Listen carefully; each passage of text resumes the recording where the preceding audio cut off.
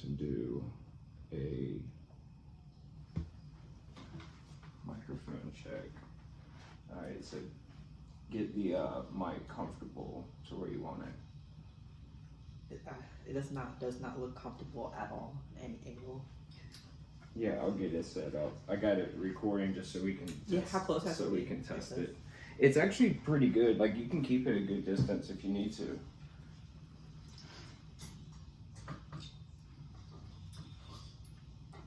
It's like never had to mess with this kind of stuff. Yeah, this is kind of like all new to me too, a little bit. Yeah, that's how my camera is. I don't know how to use it. Like, luckily, like, I'm pretty good at like figuring out Technology. Yeah, just figuring it out. Because like no one's gonna help me. Like either I do it or it's not gonna get done. But that's the thing, the fun of learning how to do it. Yeah, right. Exactly. Troubleshooting. Mm-hmm. Right. Okay. Is that too far? I don't know. Let's see. Let me. Hello.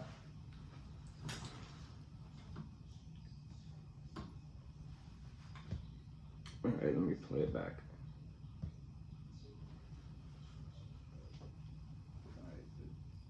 Get the mic comfortable where you want it. It does not look comfortable at all. Yeah, I'll get it set up. I got it recorded. Yeah, how close has to be? Is this your backdrop? Right, my little mini bar. This is so cute. I swear to God, I didn't see you open mic, or maybe like. I was the second one up there. Honestly, I was so high that night I couldn't remember shit. Like, luckily, like I'm pretty good at like figuring out. Yeah, just figuring it out. Because like no one's gonna help me. Like either I do it or it's not gonna get done. But that's the thing, the fun of learning how to do it. All right, that sounds good.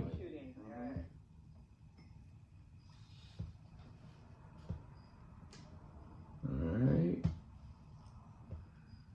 going live. Can you like tell me what kind of stuff like you talk about? Really, anything. Like it does not. It doesn't matter. It's. I like getting different comics to come on here. What do they talk about?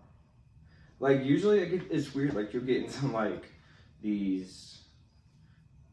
I'd say these little rabbit holes, like in conversations, and you just like go deep and deep, and it's like what are you talking about? What are we talking about?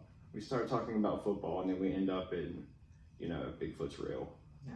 So are you like the interviewer, or am I the interviewer? I could be either. No, it's either or. This is just an honest human conversation. Yeah. I could do that. It's people who I find interesting, and who I wouldn't mind spending an hour with. An hour. That's a lot of time. Yeah. Think about this. You should like at the beginning of the podcast, you should straight up just like explain why you think this person is interesting.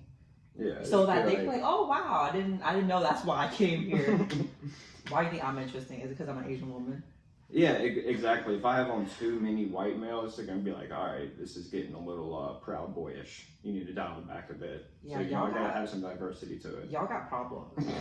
White men. We're out of control. That's why I sit in the back with my hat down low. How is it being a white man in 2020? I do the responsible thing and I shut the fuck up. You know what I mean? Right now. Like I sit in the back of the class. I pull my hat down low. I speak when spoken to, and then I. But you're continually educating yourself, correct? Because you're a comic. You have to be. Oh, I see it from all angles. Absolutely. Mm-hmm. Like nobody's right. Yes. Like you win some part of the battles and some battles you don't, but nobody's really right. But that's the whole end. point. But that's the point.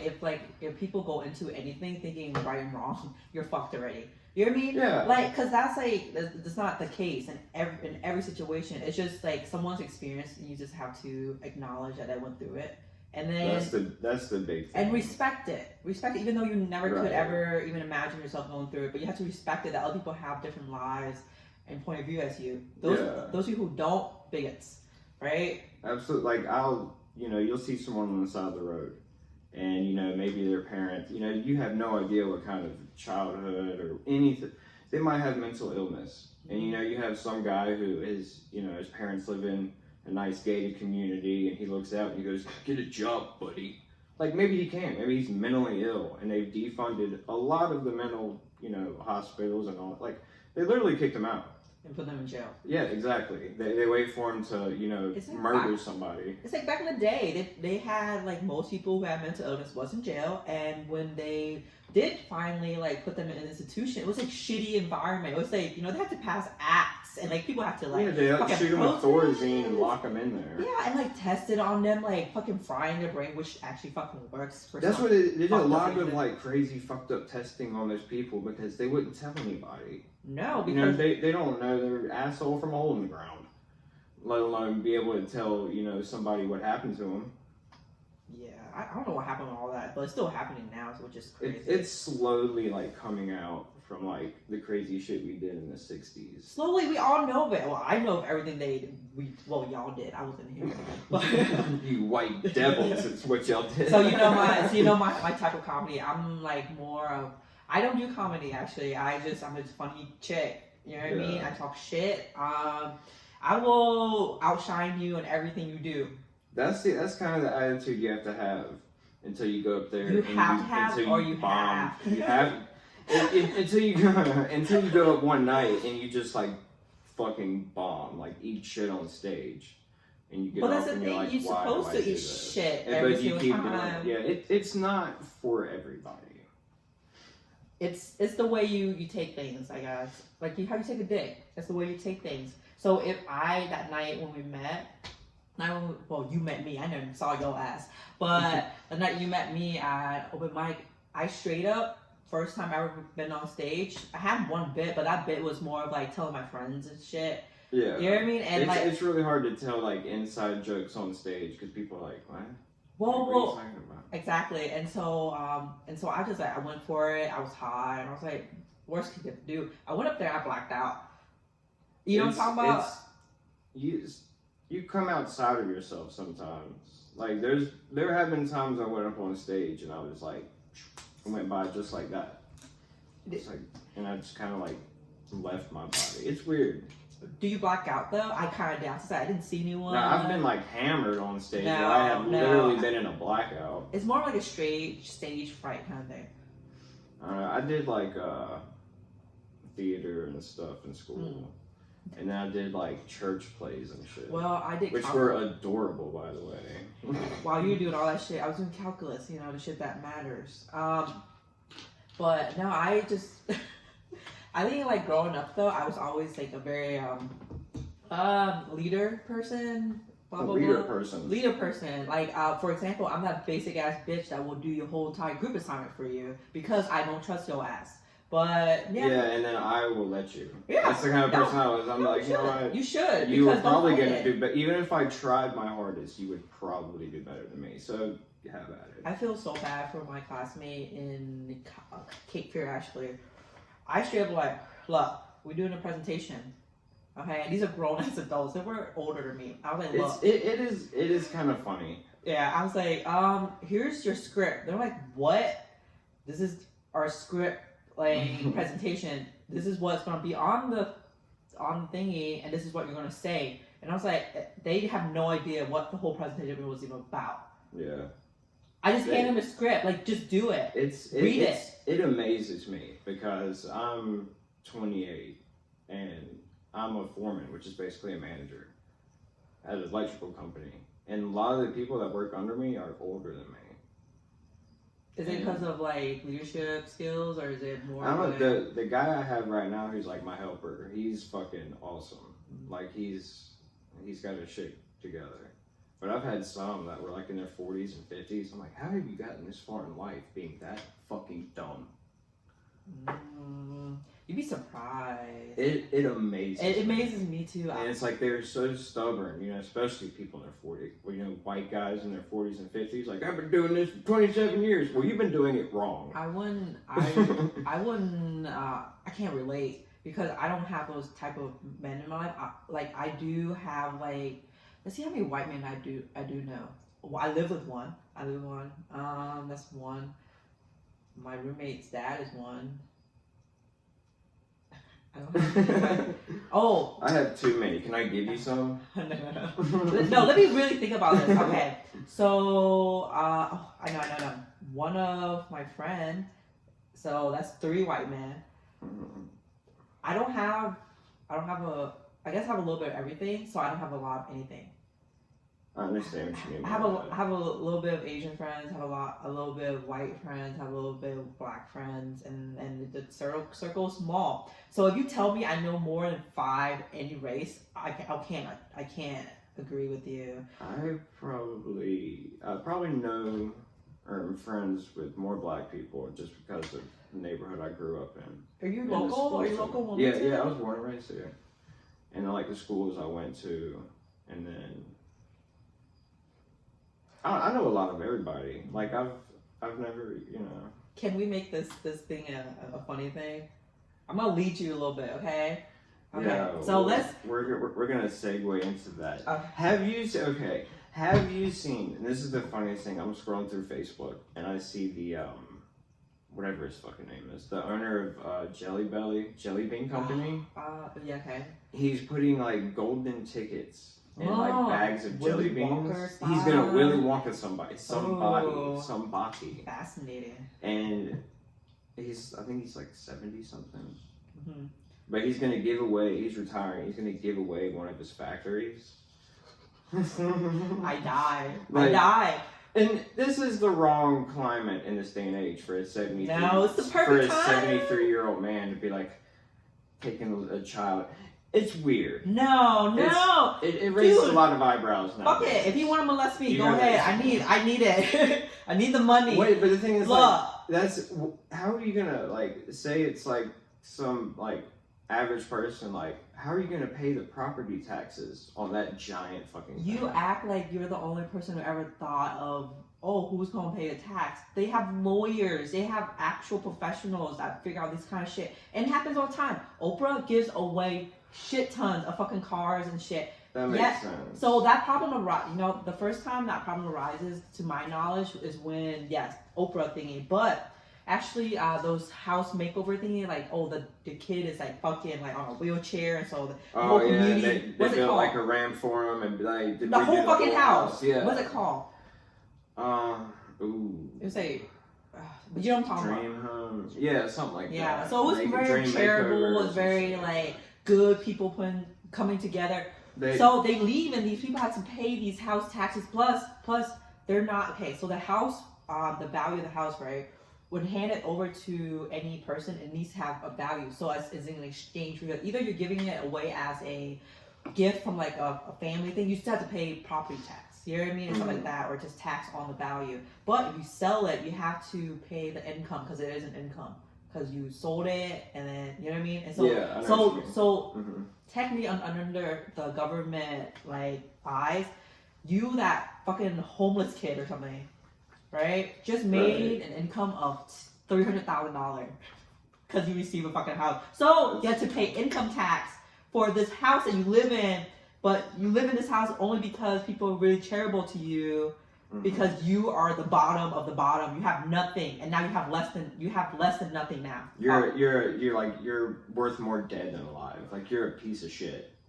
Like you just. I don't know how you went down. I understand what you're saying. But you can continue. But it's just it happened like that, and they fixed it, and then they fixed it. So now when you win shit by being cool on television and shit. You just get it, and they do it by giving you kind of like a certain cash to pay for that property tax. That makes sense. See, like you just like literally like maybe read more, and you might not have like less questions about how things work. Do you have a pen? Well, you have a notepad. I need to write. I can watch that back. I will take note of that. You know what?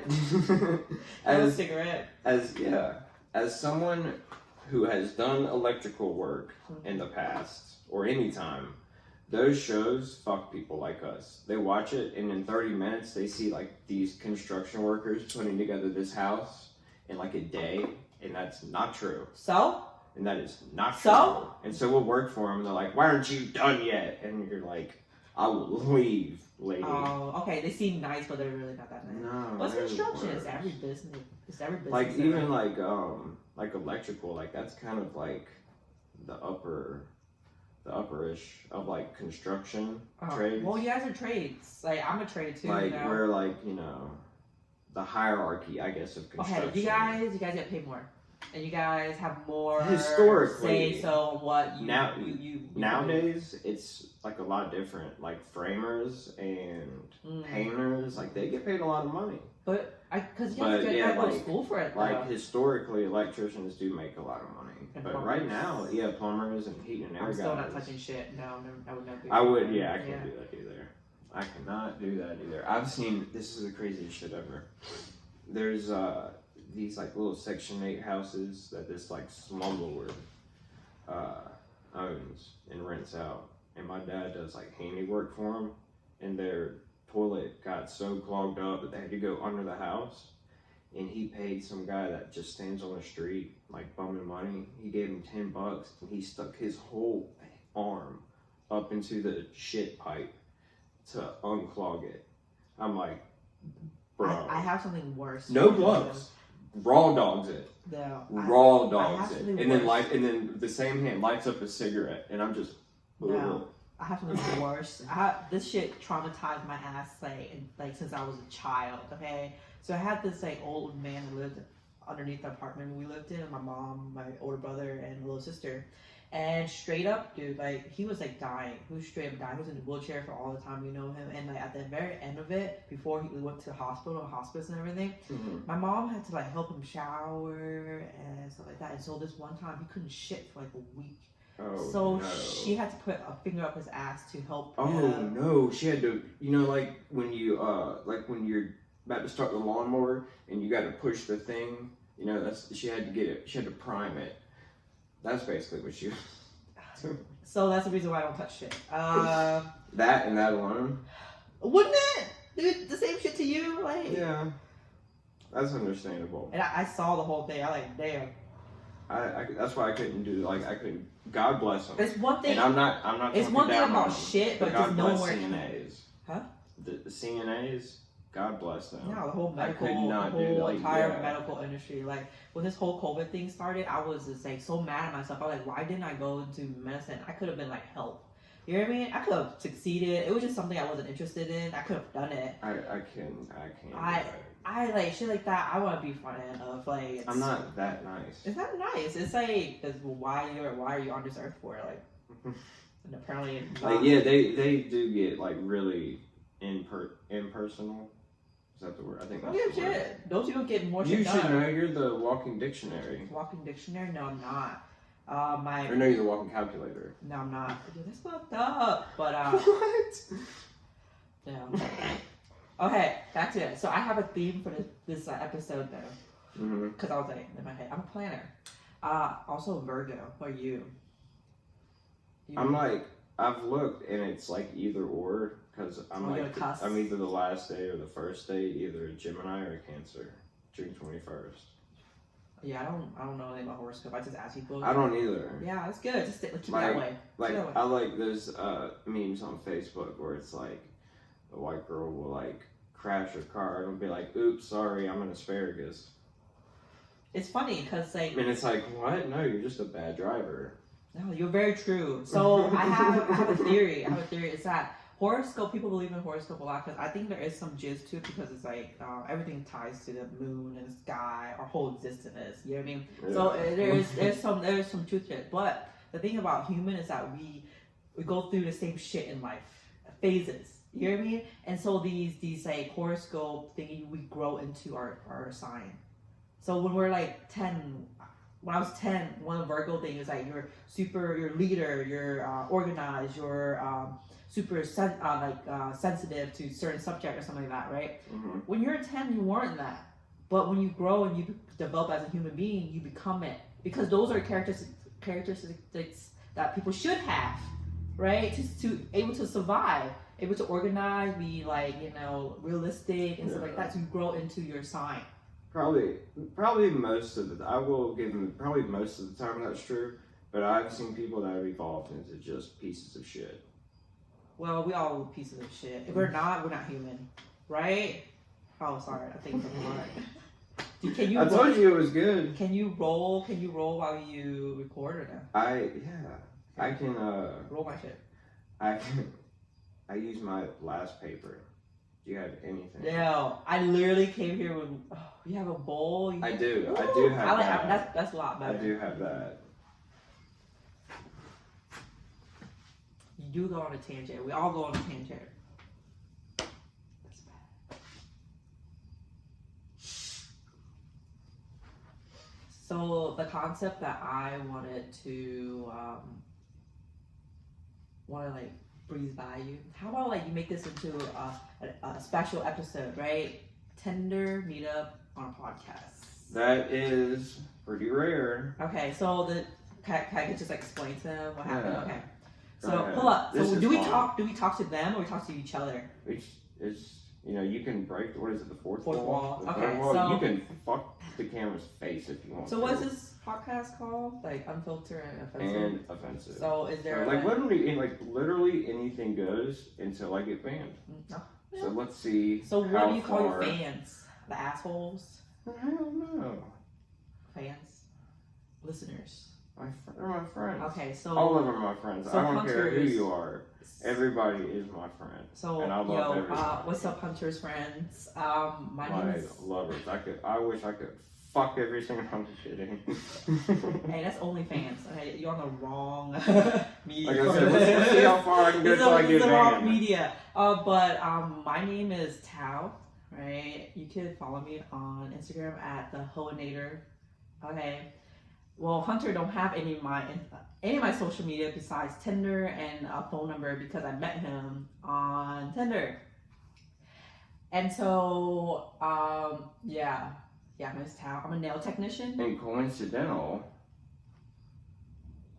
you wanted to be a comedian. I do not want to become a comedian. I am just a funny girl. So let me tell you what happened. Okay, so I Tinder for a bit now, but I just like it's more like on my free time kind of shit. And like if I want to meet up with some people, why do you Tinder? Why do you Tinder? It's a tool, and it's this is my opinion. Let's take a shot. Because I'm literally gonna about to say some profound shit.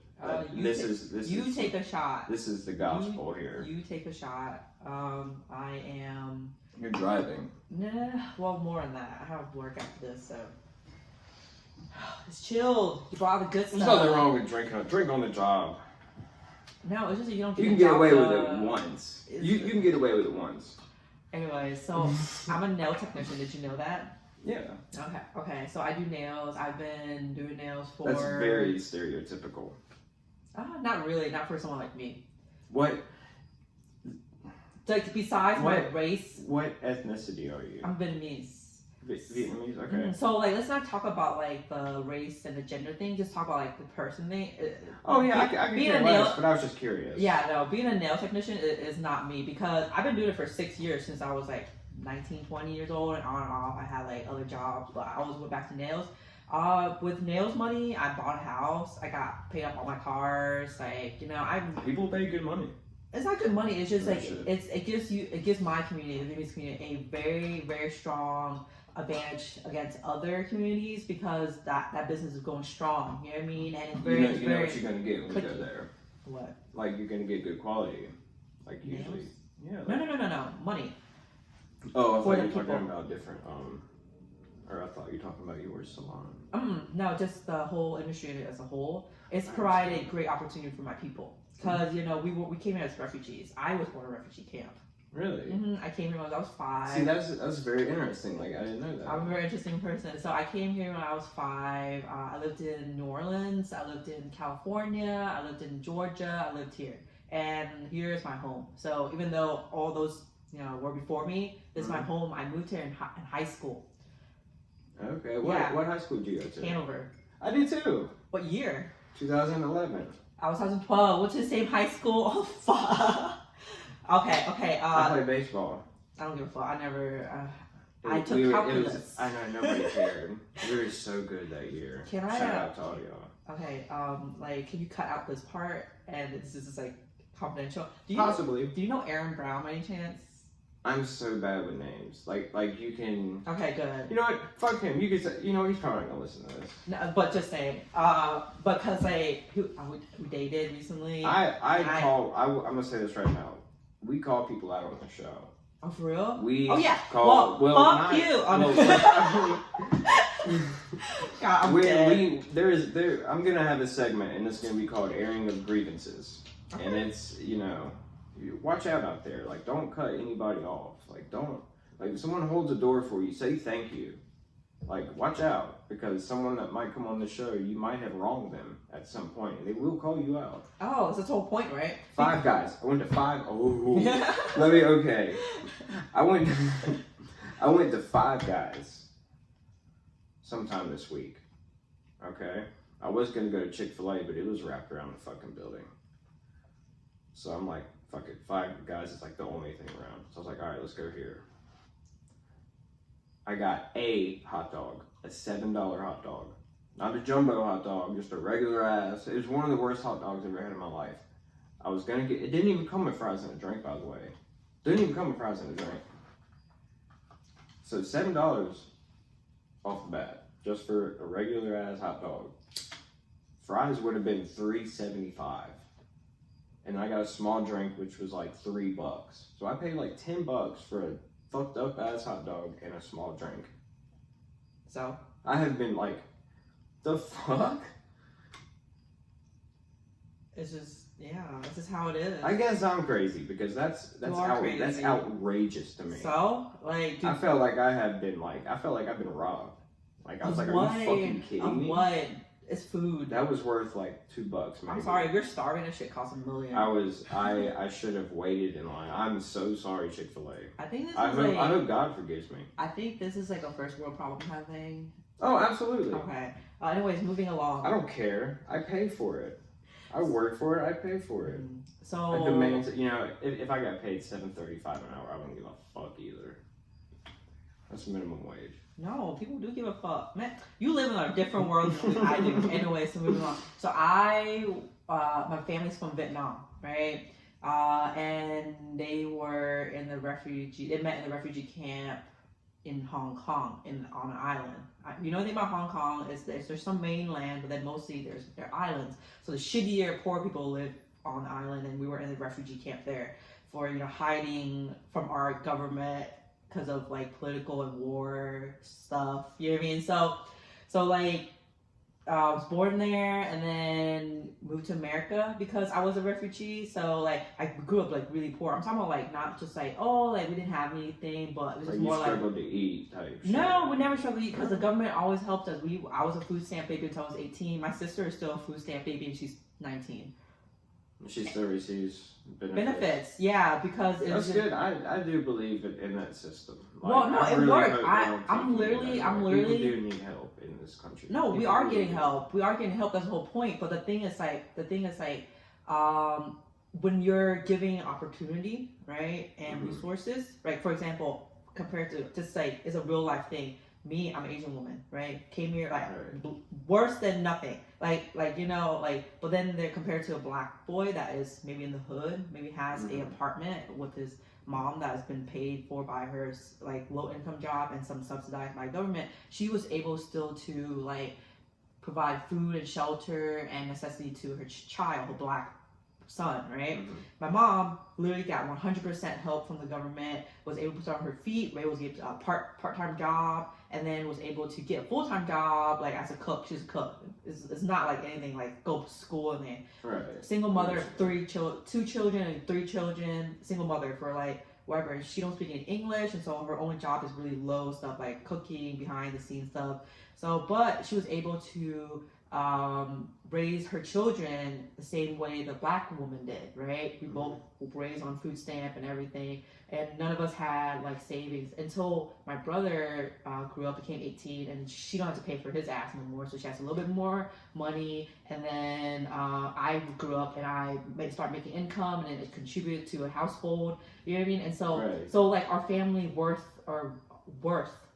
grew more, asset grew more. We had more disposable income. We bought cars. We like bought houses and stuff like that. You were able to plant your flag here. Yeah, and I finished school. I finished school last year, and so my mom was able to support us, and we together support each other to increase our the castle system, to increase our status from low income family to kind of like low mid income family. So, but that's like you're able to work towards it and then my sister grew up, and all three of us are adults making income, and so that's a 3 household income. And so now we have a lot more than most people do, and people don't see that transition from like 0 to 100.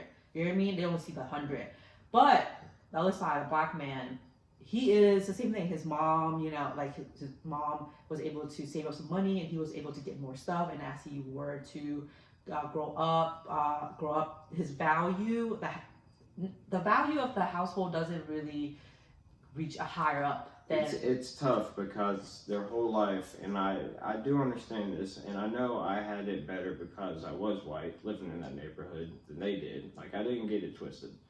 I knew that if, me and my buddy got stopped by the police, I knew they were going to let me go and they were going to fuck with him.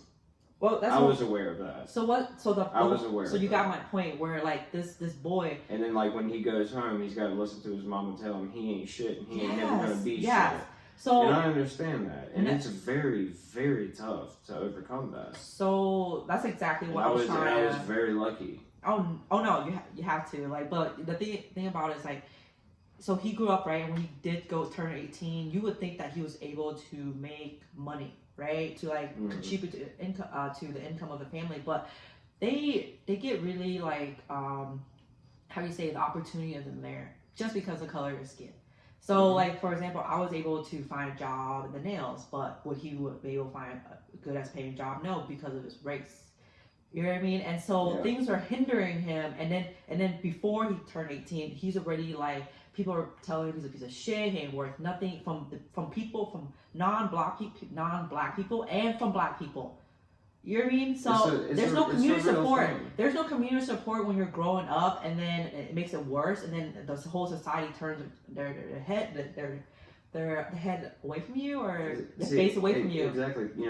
People like to act and think like it's not a real thing and it's not happening. It happens all the time. We see it. We see it from every black friend we ever met. Every black man I've ever met, they've gone through the same shit. And so you see, like yes, your success in life matter on who you are, your work ethic, right? Who you are, your work ethic, honesty, being a good person, blah blah blah. But honestly, it goes more towards a lot of opportunity that you were given to at birth. Like I'm really starting to, I watch the news and I try not to let them, get inside my head and let them fucking dictate what side to pick. Fuck all that shit. But I know how they try to depict everything on the news. But I like really started to think and like, as far as the Black Lives Matter, like I'm like the original statement.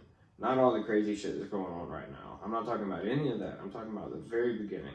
They just want people to understand that their lives have a meaning too. That's it. There's no point of view. That's all it was. There's another point of view. That's all it is. I'm a human being just like you. My life is just as important as yours. That's the original message. That's all it was meant to be, and it has turned into a fucking shit show. I don't know how people just don't get it. Yeah, it is as simple as that. It's not even being woke. It's as being simple a as human that. being. It's not a matter if you're right or left or whatever. It's insane. Like, they just want people to know that my life has a meaning just like yours.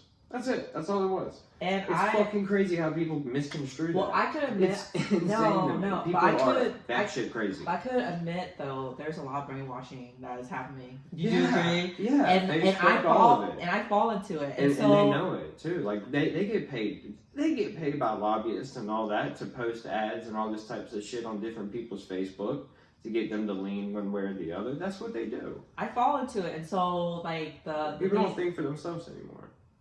we all fall into it. So I'm very patient with people who's like resisting the whole movement. But I am the first thing you could do if you want to be part or be an ally is that you have to look at yourself and correct the shit that you are already doing.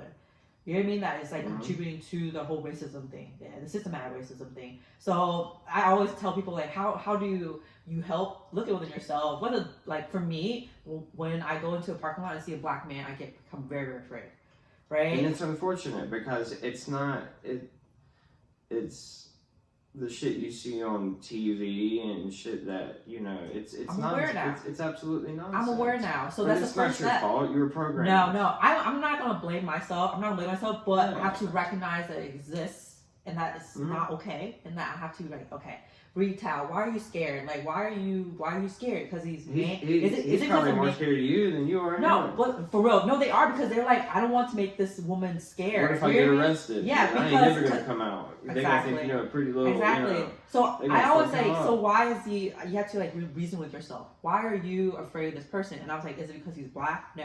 Is it because he's a man? Yes. Men, dude, I just like we are scary.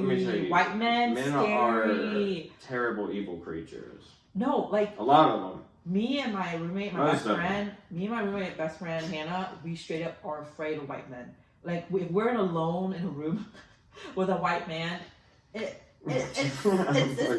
pretty scary for us, especially it's someone who could like overpower us. Like honestly, any man could like overpower us because we're just like not kind of like in that preparation or like fighting. If you turn that baseball card over and you look at the stats, white men are Hall of Fame rapists. Duh. Sexual abusers. Facts. Because they always had that. It was like a culture thing. And it makes people like me and a lot of my friends and a lot of people I know, it makes them look bad, and they're pissed off because it's not you, right? It makes them look bad. You're associated with a whole entire gender and race. That's why I said I keep my head down and I shut the fuck up. No, I don't agree. And if something I see is I don't agree with or it's so outrageous, I will say something. No, you have to actively always promoting that kind of stuff.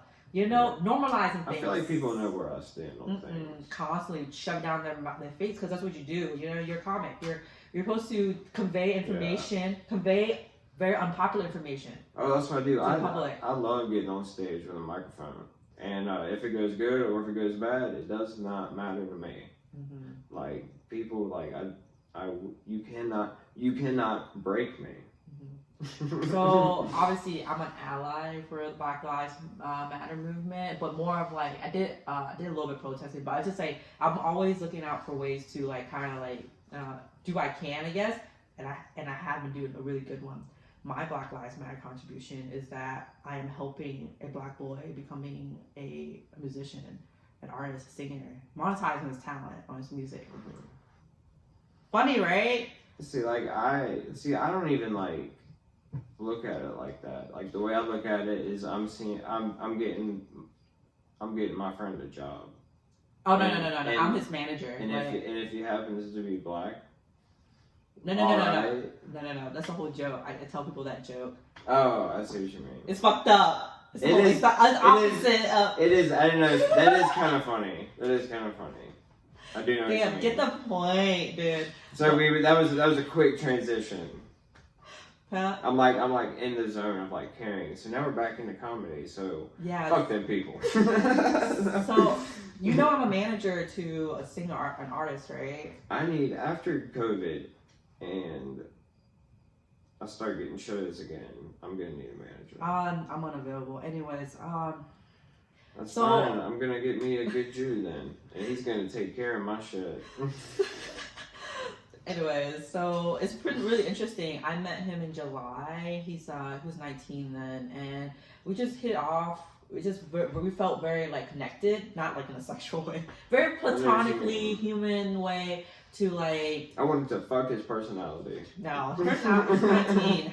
I'm 27. How can a 27 years old like connect in any way with a 19-year-old? Not much. I understand because that's how old my sister's boyfriend is. Mm-hmm. And he's an awesome kid. Mm-hmm. He's a sweet kid. Like people are like, and it's such a ridiculous question. They're like, bro, what would you do if you hit your sister? I'm like, huh? What? She would probably hit him. Like yeah, no, she would be the aggressor. She's a white woman. Would, like slap Crazy, the psycho shit out of shit. him. Yeah. That's just how she is. She don't play that shit. She'll fucking hit you. But yeah, he's a beautiful soul. I hate music. I don't like music. It gives me like music anxiety. Yeah, too much of it will overstimulate a person. I might be on the spectrum. I do look like I have a little bit of like, Down syndrome, but never diagnosed. I'm just kidding. I'm fucking with you. I can see it. Thanks, I appreciate it.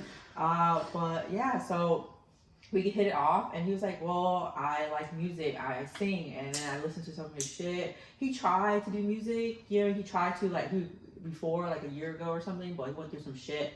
And so I was like, let's do it over again. Let's do it right. So I started managing him, got him to the studios. We have 10 songs on the list, but we have 9 songs recorded and sent to master already. So we're getting content built up for his release. And so September 30th,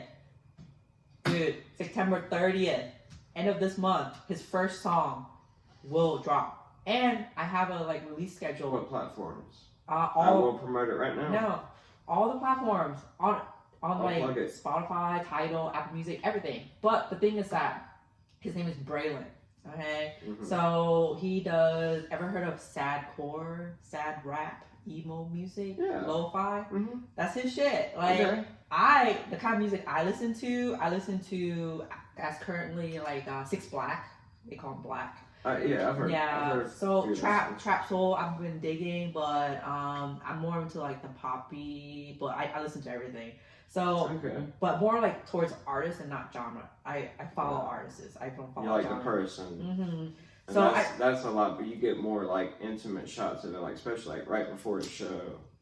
That's the cool thing. I think somewhere my mom or somebody's got a picture of me right before it was either Port City's Top Comic or it was North Carolina's Funniest. One of those two.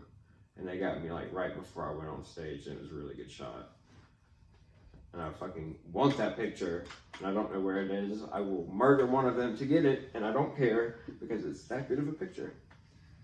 Instead of chasing the past, how about you make some better pictures in the future? Oh, it drives me to want to do that again, but better, and then again until I win it. Win it? Okay. There was a contest, and I didn't win. I was robbed. I was robbed. I was robbed. I was not the funniest, and the funniest person did not win, and that blew my mind. Is it not even top 3 to advance? It blew my mind, and he was the funniest by far, funniest motherfucker by far, and he didn't advance. You do know this whole industry, the comedy industry, is more on clout. Is it clout or clout? Clout. On clout. I asked what would you do for one drop of clout? A lot, actually. Suck a dick, maybe. Perhaps I would as well. Perhaps I would as well. No, I'm kidding. But, no. So, what's it? Man, I lost train of thought. Where we were at? We were at sucking dick for an ounce of clout. Okay, so I'm a manager to a musician. We've done 2 music videos, and we have I'm also his content creator. We recently hired on a creative director, and we just found a sound guy to do live performances and stuff like that. And so I think we're going somewhere. We're getting some stuff, but it continues momentum. It's throughout. hard. It is a lot of work, and I've been burning on both ends. I have my own job. I'm a nail technician, and then I'm his manager. But his manager, it's my second job. I have I have a 3rd job. I have a 4th job, and so it's pretty much blowing up. And I tender, so it's just I don't know how. It's a lot of work. It's this show. I do everything on it, everything by myself, and I have been up for 4 days, and I have a terrible drug problem. Holy shit, what kind of drugs? I want some. The ones that keep me up for days on it and just produce. Adderall? Just produce. No, I'm joking. No, I do get good sleep. No, I don't get any. I don't know where to get any drugs. You're a white man. I assume coke. No. Oh, are you serious? Are you serious? Like you don't sleep for days, or just like? No, I'm joking. I love sleep. I've got to get at least 6 to 8 hours. Because you white men that do comedy, y'all do a shit ton of drugs, like hard drugs for no fucking reason. Just smoke some fucking weed. No. Is that not the culture? We don't. But I don't know why that's a culture. Like I don't get it. Like rappers, weed, right? Well, maybe. Sometimes. And Molly and Percocet. Okay, I don't know those kind of musicians. I'm more like lo-fi, chill people music as of now, but no, I just see like singers and rappers that are like more towards the hippie side. That's my territory. Hippie rappers. I love mushrooms. My sister been on that shit for a minute. I ate mushrooms the other weekend, and what did I do? You're so good you forgot. Exactly. I did something productive. Something for this show, or something towards comedy. I noticed that. I take advantage of all my trips and put it into my comedy. I always do that. Man, don't be that person that can't make good material that. Oh no, that's like one. I don't do it all the time. But you want to. I mean, but you want to. No, I can't. I got too much to do. It's true. I have I got way too much to do. Yeah. But shit, I'll bring my notebook to work with me. Like I'll be thinking about shit when I'm on top of a 20-foot ladder hanging a light. I'll just think about something. So do you like clip segments from the podcast? Why? I'm kidding. I do. I just like because I always tell people that everything. I tell people like up front, especially like when I'm meeting them through Tinder. I trap. So like, if you need any weed, let me know. Okay, that's gonna be cut out. See, okay, yeah, but it's good to know though. It's kind of weird to be recorded and meeting you the first time. But the thing is, like, this is my first time meeting you. You met me before. And I saw you on stage. You met me before. You know who I am. Like. We didn't meet, but I saw you on stage. But that's not fair, though. You see how it's not fair. You should have came up. A lot of people see me on stage, and I don't. Can I tell your friends what happened? I don't care. Okay, so this motherfucker, met on Tinder. We agreed to meet at open mic, right?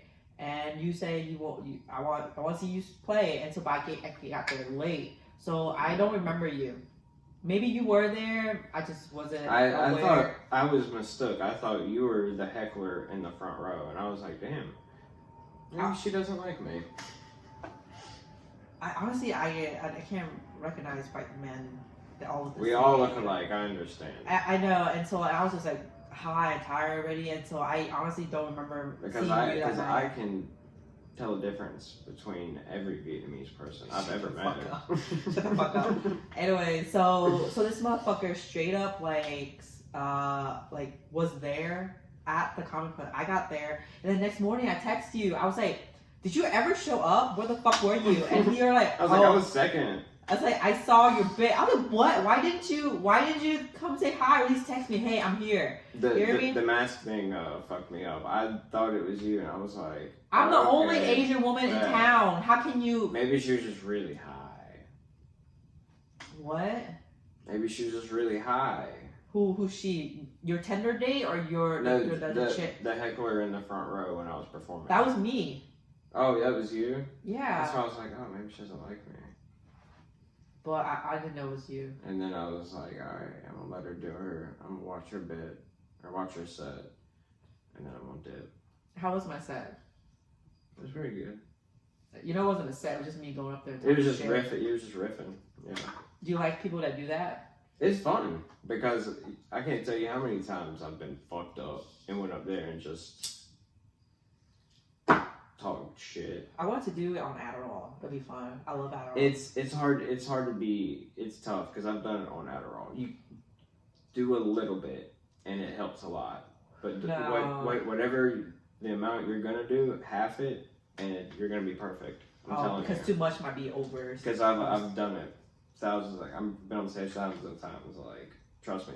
Like whatever you're gonna do half of it, and it's the perfect amount. I'll do it. But I will be right back. I need to get another drink. Alcoholics. Would you like? Have some water. Yeah.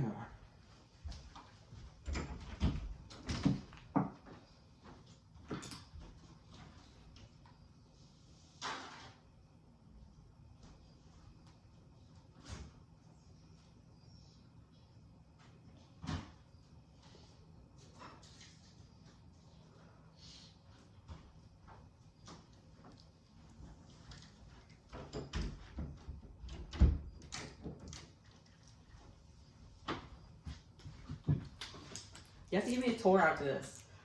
It's really nothing to see. I want to see your bum cave. Whoa. It's quite modest. What does that even mean? It means it's pretty chill. It's just a laid back place. I feel like my place like that too. It's chill. Like you can do whatever the fuck you want to do here. It's the energy that I like, want. you can. I'll probably pan over to it somehow. But there's a spot on the wall where whoever comes and records signs. Ooh, I get to sign it. Yeah, you get to write on my wall in Sharpie. Did you know? Do you know why? And you can even be an asshole and write super big. But if you get outside the lines at all, I'm gonna bury you under the house. I feel you. So, do you know why my do you have Instagram? Mm-hmm. Do you know why my handle is the Honator? Mm-hmm. Because my last name is Ho. I'm Thao Ho. Thao Ho? H-O. H-O, that's it. I'll never forget that. Yeah, no, I'm a bitch you would never forget. You want to forget. But 5 letters. I'll never forget. 5 letters. 6 No, letters. 6. I'm sorry. 6. There's an H. There's an H in the. I should know. I have an H in my name. So. I have A-N-H. I have N-H. So you want to try to. N-H. You want to try this really horrible thing where I get people to pronounce my real name in the real way it's pronounced. Sure. This will fuck you up. Okay. I'm pretty good with sound. Sounds. Yeah, sound you can learn. People don't understand that. It's not the language you're learning. It's the mimic of sound, right? So if you cannot say a person's name right the way they want you to say it, you're being an asshole, right? My dad cannot pronounce. He can't pronounce English, but it's tough for him to like understand people. I can't say the word specific. But anyway. Specific or specific? Specific. No, specific. People know what you mean though. That's the thing. They fucking like assholes. They'll go with it. So unless I know you, I'll fuck with you. Hey, if I get shit on for my accent and the way I mispronounce shit, then they should get shit on for not being able to say my fucking name, right? Yeah. So okay, I have to use my Vietnamese voice. Okay, my real name is Thao Ho. Em tên là Thao Ho. Thao Ho. No, Thao Ho. Thao Ho. Thao Ho. So maybe like when you listen back to this and you see the difference. I'll have to. I can just adjust the knobs and make it. Yeah, work. whatever knob make you speak Vietnamese. I'll figure it out. But yeah. So it's pretty cool. I actually changed my name, and so like it's super long. I'm like, why the fuck you need so many long names? But 6 letters is a dope. That's it. That's all I need. That's all I need is me. But yeah. Anything else you like to talk about? Let's see. We're right at 50. But for real though, dude, like how the fuck you like supposed to meet someone? You saw them, not say hi to them. And they're like, oh yeah, I thought you didn't like me, and so I didn't even come up to you. Waste both our time. I figured I was gonna see you again. How? Oh, because the open mic thingy? Yeah, I figured you were gonna come again. But still, use the opportunity. Maybe I'm not available by then. I was like, oh, it doesn't matter to me. I'm persistent. That's kind of like a white man. Rapist. What is it? No, that yeah, I know. I'm persistent. I'm a white man. It's not persistent. That sounded weird. I will agree with you on that. That was not a good word to use. Watch your tongue. But around me because I will call you on it. Just because I'm an asshole, not because I give a shit. But weed doesn't change nothing. Yeah, it's like it's funny how I was like, don't worry, I'm gonna fucking kill next week. I'm gonna start writing this week. Writing. Yeah, I write. Okay. So and then you gotta write if you're a comedian. So you didn't meet me, and then hit you up, and you're like, how about we meet up for the first time and do a podcast? I'm like, this motherfucker. And look, it worked. It worked. What? This is content. I do admit it's kind of like 2 birds 1 stone kind of thing. Right. Right. I'm pretty stoned. Huh? What? No. Like I smoke like a chimney, so like. I need like 3 more blunts, maybe I'll get there. Oh, should have brought some edibles. I might have one. Should I take it or should we halve it? Because you know your whole tip, take half of it when you're perform. Or you can halve it. Okay. If you got one. You can halve it. Where is my bag? There it is. You gotta get to the bag. You gotta get to the bag. Oh my goodness. It's homemade. What? Do you know how to cut it? Does that mean it has fentanyl in it? Huh? No, I wish. What? Yeah, this doesn't Hey, you know, a little fentanyl. Shoot, for $4, you get fentanyl. Hell yeah. Right? Half of it. Cut it. I have a wet hand. Well, you live here. Bring a scissor. Okay. Oh, you gotta actually cut it. Yeah, because it's like you gotta cut it. It's gummy. Oh, okay. I have a wet hand. That's what he said. I have a wet hand. You need to be. What do you think? I keep knives in here? I'm such a non-violent person.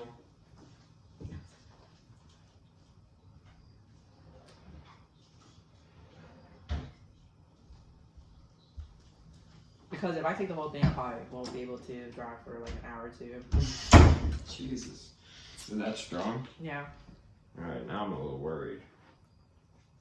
Remember, half, and it would be perfect, right? I'm a little worried I'm gonna like it too much. Is that a problem? I'm kidding. Let's see. Corner to corner always works perfect if my geometry is correct. I don't know. It's my favorite subject. How'd you know? And no, that's not the case because it's not perfectly cut in squares. I thought if you went corner to corner on any. No. What if one corner was skinnier? I don't. I'm so perplexed right now. The only way you could do it is by whiting it. I was gonna try to hand it to you on the knife, but you wanna line that up and snort it? Get a little THC powder. Talk about the baking powder. Well, that was fun. So what did you think of me the first time? I was like, damn, she's cute. I'm super cute. That was a cute outfit. Goddamn right, I was cute. What the fuck do you think? Well, you know I'm trying to be a host at the Juggling Gypsy. Oh my god, she's so boring. No, it's worse than boring. He's he bring up depression. I like him talk as for like 20 minutes. He's 23 years old, so you know we can't relate to this shit, right? We can't relate, and he just said the most profound, fucked up, dumb shit like that a 23-year-old would say because they're going through some shit. Because they go through shit. I don't think those are his words. But whatever, that's not me to say. But it's not okay. I honestly, I just wish he'd pick up the energy a little bit, momentum. Maybe read the room a bit. Yeah, this is a comedy show. This isn't, you know. You need someone funny to be like hosting. Sean did it great. Sean would literally amp people up before people. He was like, I'm not fucking done till you start screaming. That's me. I'm a hype man. I'm a hype man. That's how it's supposed to be. Sean does. I mean, Sean's the man. So my agenda. Sean's the man. That's my buddy. So my agenda for host open mic was to able to get my artists to perform because the way he organized it was so shitty that a lot of people weren't like two artists weren't able to perform for 2 consecutive weeks. Damn. And they got there at like 8 before all the other acts did. Oh, so they were there ready to perform. So it's more of like clout. Mm. So Sean go by clout. The longer you've been coming, the first you get. I mean, and I agree. I agree. Sense. But with good management of time management, you get all those acts through. But I also see if you see someone at an open mic who's never been before, let them come on stage. Yeah, give them some like a guy that's a regular, he'll be back. Encouragement, you know. A guy who's a regular, he'll be back. So let the new guy. I think let him motherfucking go on stage. Maybe that's the one thing stopping him from blowing his fucking brains out that night. Well, I wouldn't go that far, but I would say that I could help. You know, help management skills is a little bit. But I don't want to take away from the authenticity of open mic. You know what I mean? I understand that you have to be like kind to people. You have to be very empathetic. You understand they come here for it as an outlet for their art, for their life, forever. I understand that, but we could add a little bit of structure in it to be able to. Yeah, we're not animals.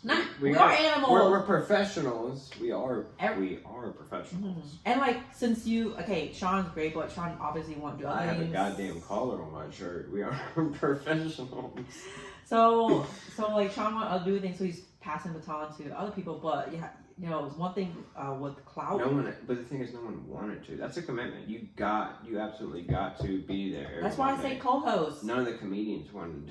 But let's He knew better than that. But let's co-host though. Like so, I was like, I just went in. I was like, this is what I want. Can I do it? And he was like, talk to AJ. AJ was like, no, and blah blah blah blah blah. So and then I convinced AJ to let me help him co-host this following Monday. Mm-hmm.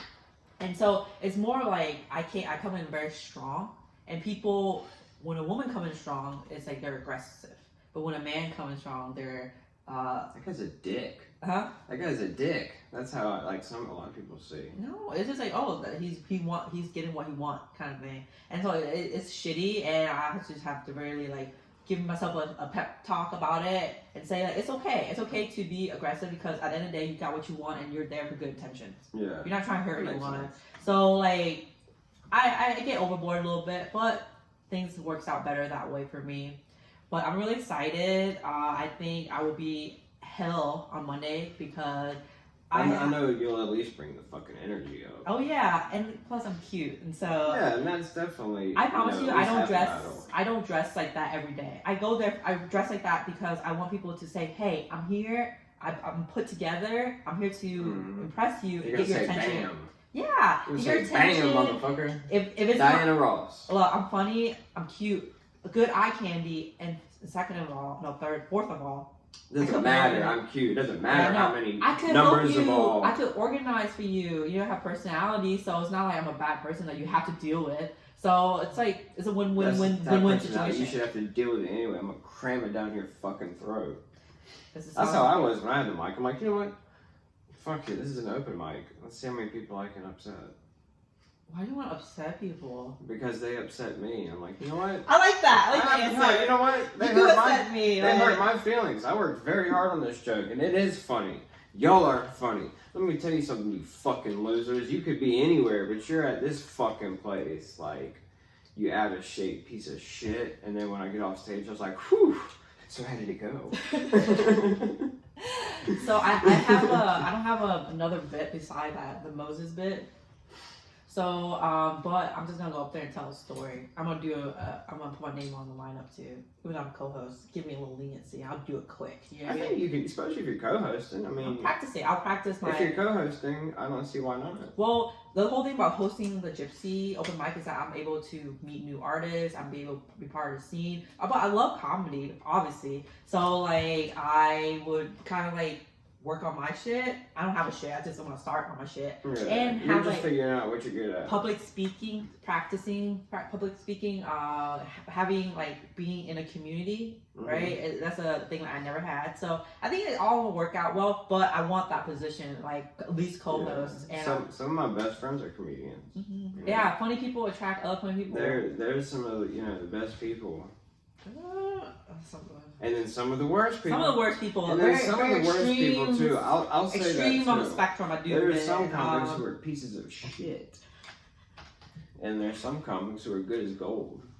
I mean, that's with anybody really. It's funny people. So what? How? Like, is it an individual thing, or do you like kind of like put some Most kind of? I'd say 85 to 90% of the like regular comedians in Wilmington, I get along with and I'm friendly with, and I'm.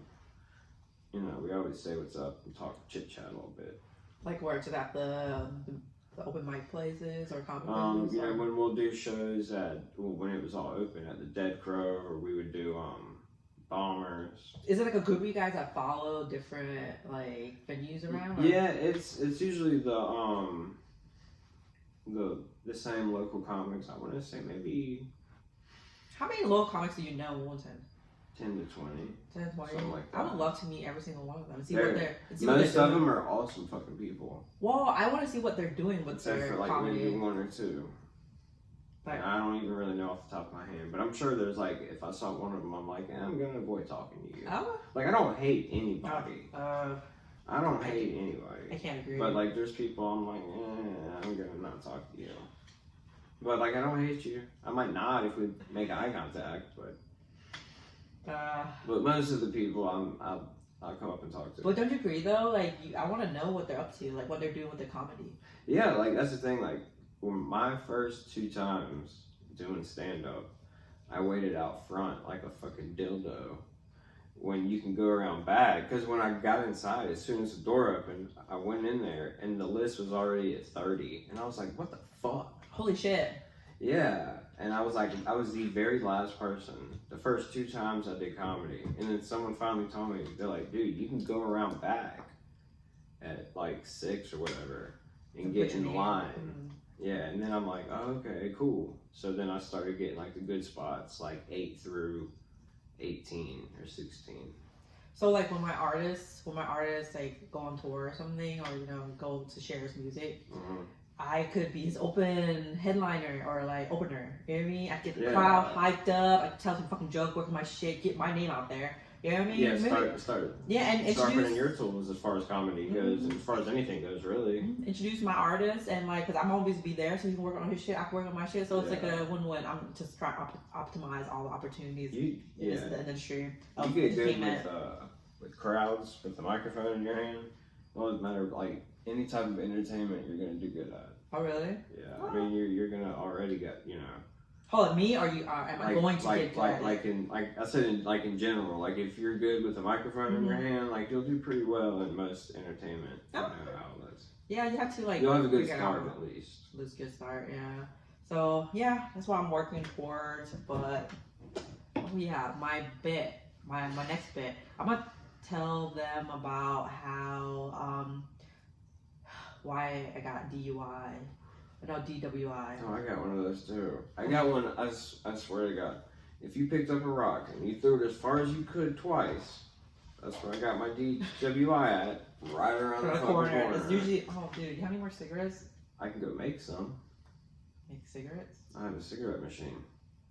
Can I just take this last one and say fuck you? I don't like Pall Mall, but you can't be choosers. Plugging Pall Mall on the show, they do well enough. Fucking with you. So like, who's funnier, me or you? Definitely you. How? You're a comic. I'm an Asian woman that does nails. It doesn't matter. You're the one that's gonna get the special right now. The special? What do you mean? On Netflix. That would be dope. Another Asian woman special. You're the one. Did one. It doesn't matter how funny you are. You're the one who's gonna get the special. Nuh-uh. You know it's still a white man's world, right? Everything y'all touch turns to gold. Maybe not right. I mean, that is true. Pure talent. You know how much I have to pay for auto pure talent is pure talent. It's still pure talent. But it's true. I do admit. But in the entertainment industry, I've noticed, and I'm talking about noticed in like the last week or so. It's like, yes, talent is very important. Talent is honestly the likability is a lot of it too. No. Talent is the core of what your product you're trying to sell, right? But how hard you work on it is really how far your success could be. So if you're talented but you don't do shit with your music or your art, you're not gonna go places. But if you have talent, you have heart, and you work, grind, you know what I mean? You get further than those more talented artists. You've seen that in your life, working and grinding, you'll be able to go to the next level. Not in the capacity that these entertainment people are in. But just in life. No, like, this is the first time I realized it, that how much hard work really, because I've always worked hard, can't relate with people who never worked hard. So, like, I just don't see it, but then when I go see, like, these, like, artist performances, I'm like, wow, this person's really good. And I was like, dude, he has, like, 200 followers on Instagram. Yeah, you're like, how is this? Like, these artists, they're different from people like me, because I'm a realist business person. They think that if their music is good, someone's gonna find them, and then all of a sudden they're gonna be Billie Eilish. Yeah, you know what I mean? I know what you mean. Now, there's this rapper out of Charlotte, and his name is Jah, like Jah, Jah SLT. And oh my God, his music is like really fucking good, and he doesn't even have a blue check. Like I've seen like his shit, and it's been on one of them fucking famous podcasts, but his song was on one of those, and it's fucking banger. I'm like, how is this guy not bigger than he is? Not bigger. How is he not making a ton of money? Yeah, maybe he is. Because most artists are not. Well, but he should have a lot more followers and a lot more views than he does. It's insane. Yeah, it's underground, right? It's like underground. Yeah, a little bit. Yeah, pretty much. So it's like, but like these people, is their dream, is their passion, is how they like communicate with the world. If he doesn't quit, I really think he's gonna make it. Oh yeah. Like I have faith in him. Like that's the thing. I really we have think faith he's gonna make it. We have faith in other people. Like so, it's not an uncommon feeling to have.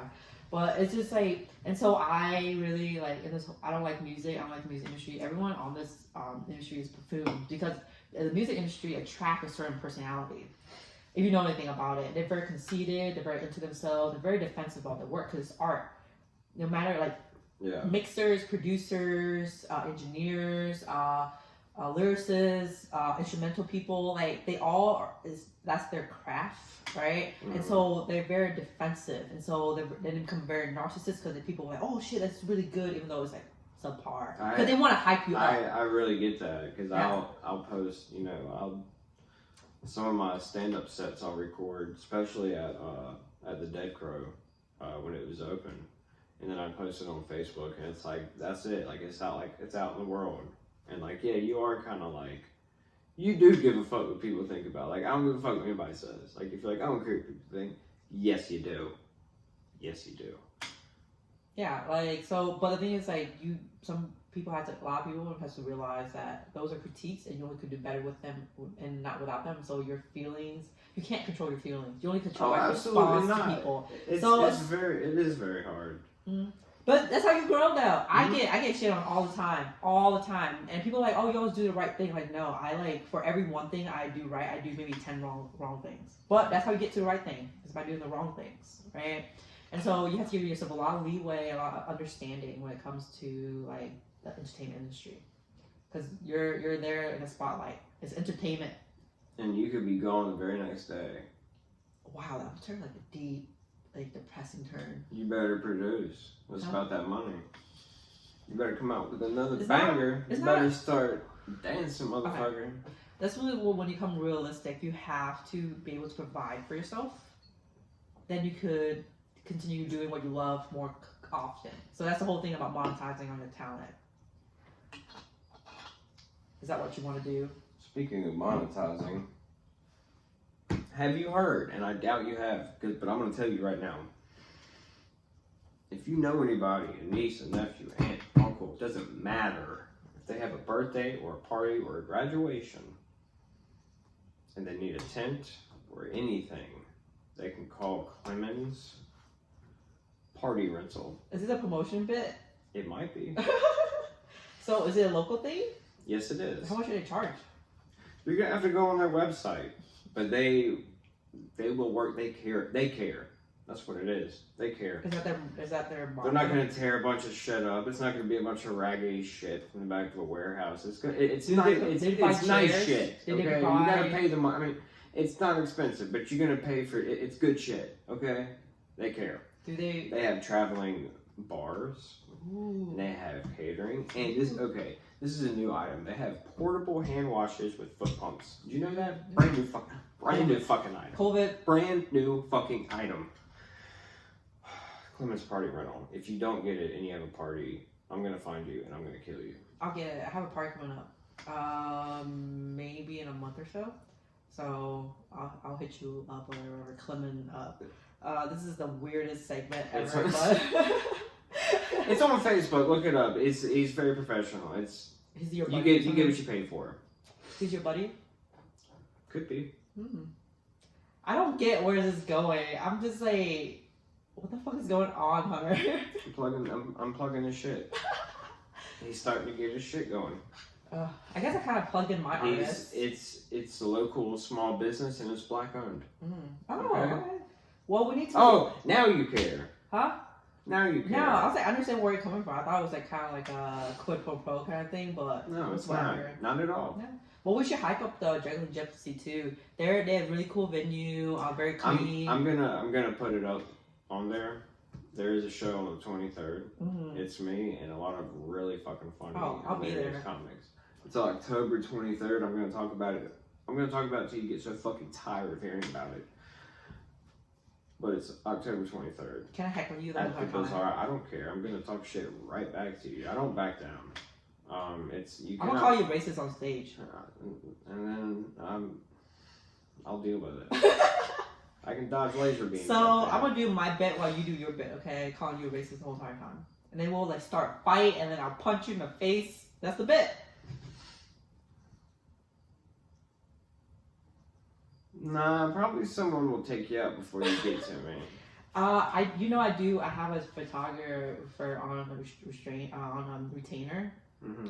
So I could record the whole He ain't time. gonna catch me doing shit. Huh? He ain't gonna catch me doing shit. I could. I'm golden. I'm probably, No. as Trump says, I'm probably the best people in the history of people. Can I? So I'm offering a service now just to help me out with like my all the costs I've incurred in the music entertainment. But like, can I I was thinking like bringing my photographer in, setting up the camera, and bringing my sound guy in for that night, October 30th. Then film the whole thing. And October 23rd. Oh, 23rd. It's October 23rd. Okay, October And 23rd. It's only $5 a ticket.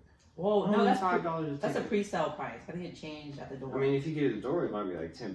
Why would you get it now? Because there is limited seating.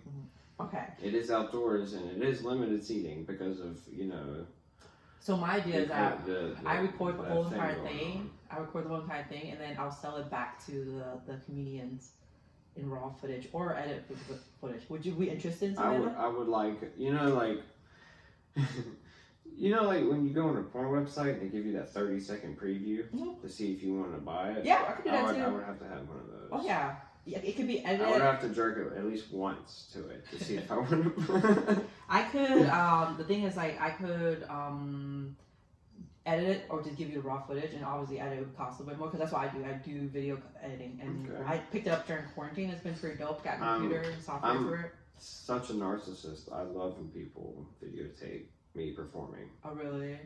Yeah, I love okay. Absolutely. So, do you think it's a good idea to make a side hustle on that? Because there's a lot of comics who are just like me, who the only person they love is themselves. And yes, they would pay money to have a very good shot of themselves that they could probably also beat off to. Okay. Sounds dope. That's what I'm going to start doing from now on. It would be very lucrative. See, especially when COVID's done. Mm-hmm. Whenever it's never be done. Whenever the government deems it okay to go back to business as usual. Have you ever heard of herd immunization? Like Bill Gates wanting to chip us all? Something like that. So it will take about 3 to 5 years. It ain't gonna happen, Billy boy. It's not going to happen. It'll take about 3 to 5 years for us to get rid of the mask because of herd immunization, I guess stats and stuff like that. 3 to 5 years to get rid of the mask. I only wear it unless I have to. I don't, I work with the public, so I have to all the time. I'm not a paranoid person. If there's a store that says I need to wear one, I'll wear one. It's not paranoid. It's more of like being responsible in a way where if I'm out in public, I'll wear one. Like, I don't give a fuck if I get it. I'll just fucking suffer through the symptoms and might die. But like, if I get someone else infected and they go through some financial and like health problem, it will tear my gut. You know what I mean? I just wear it. I mean, like if I'm around people in the store or wherever. I mean. But that's responsibility. That's society contract. It's you not being a dick. Yeah. That's all it is. It's called societal contract. Like the same person that screams, I don't have to wear a mask, it's my freedom. And then they bitch when they're like, it's also my freedom to deny you my fucking store. Like service, product. Yeah, I can also deny property. You. Like, that's my freedom. Access, and he's like, no, my freedom. No, I have freedom. And it's like, oh my god, this is. And then he blogs about it, and then his fucking 22 friends hype him up on Facebook, and then he fucking. Internet's full of them. Internet's full of we just have crazy to people. continually and actively like call them out on this shit and make their opinion unpopular. That's the only way they change. The problem is they are mentally ill. So aren't we all? I go to see a therapist for depression, so I try to normalize, mental health in my circle of friends. It is a problem. It is a problem. It's honestly the main problem why people have problems. Like, I feel like it is a real problem. Mm-hmm. I do, but it is a real problem. Yeah. So like, and it's not taken as seriously as it needs to be. No, they aren't at all. People are taking it very seriously, but the thing is, like, you have widespread. It's very widespread. Widespread, you're not gonna. It's really hard to convince people. I mean, it's a real thing. Like people need help. The like misleading or misinformation about mental health is It's very tough. widespread Kinda and like- taboo too. Kind of like Super taboo. COVID. Like I don't know what to believe. I'm gonna wear a mask if I'm around people. I'm not gonna be stupid. Oh yeah, But I don't know what to believe. You shouldn't take I'm any not gonna shoot information. Clorox into my dick and fucking, smoke chlorine or whatever the fuck it's called. No, You like, shouldn't I'm take any information at face value. I'm just gonna protect Even the ones you myself and believe. others. That's it. You shouldn't take any information at face value, even the ones that you believe, right? Because your number one enemy is yourself. You lie to yourself all the time. Because I know, like, I just need to, like, really take a step back and think about things before I jump to judgment. Step back and look at both sides. I do the opposite. I judge and then I see how people respond to it. And then I will initially, at first, I'll stop myself. I'm like, no. Wait. That's not exactly what happened. Let's look at both sides. That's how I try to handle things. And right now, nobody's right. Everybody's too busy pointing fingers at one another. you should point at yourself. Yeah, let's fix each other before we try to tell someone else how to live their lives. Let's put down the Xanax. Let's put the cork on the wine bottle.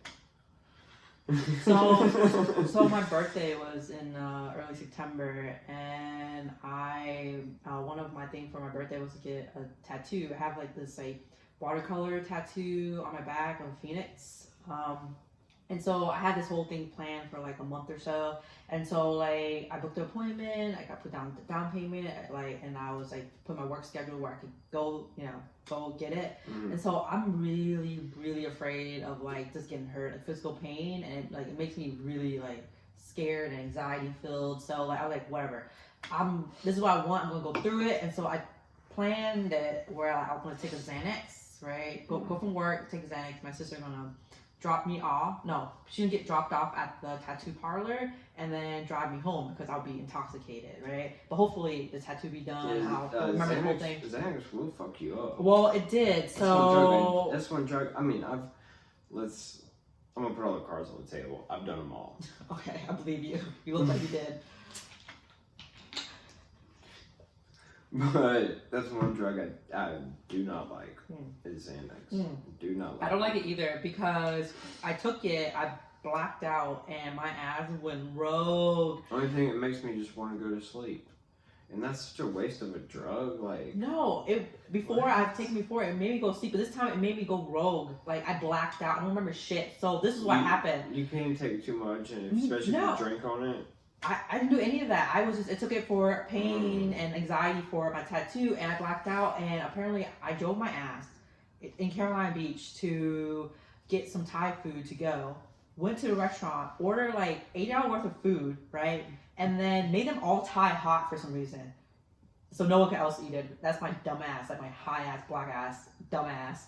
Like, and then I went there, left my credit card there, drove my ass home, right? Tried to drive home, and my phone died, and so I didn't know where I was going, and I clipped a cop car. This is all being told to me the next day what happened. You know what I mean? And so apparently he fucking pulled me over, put me in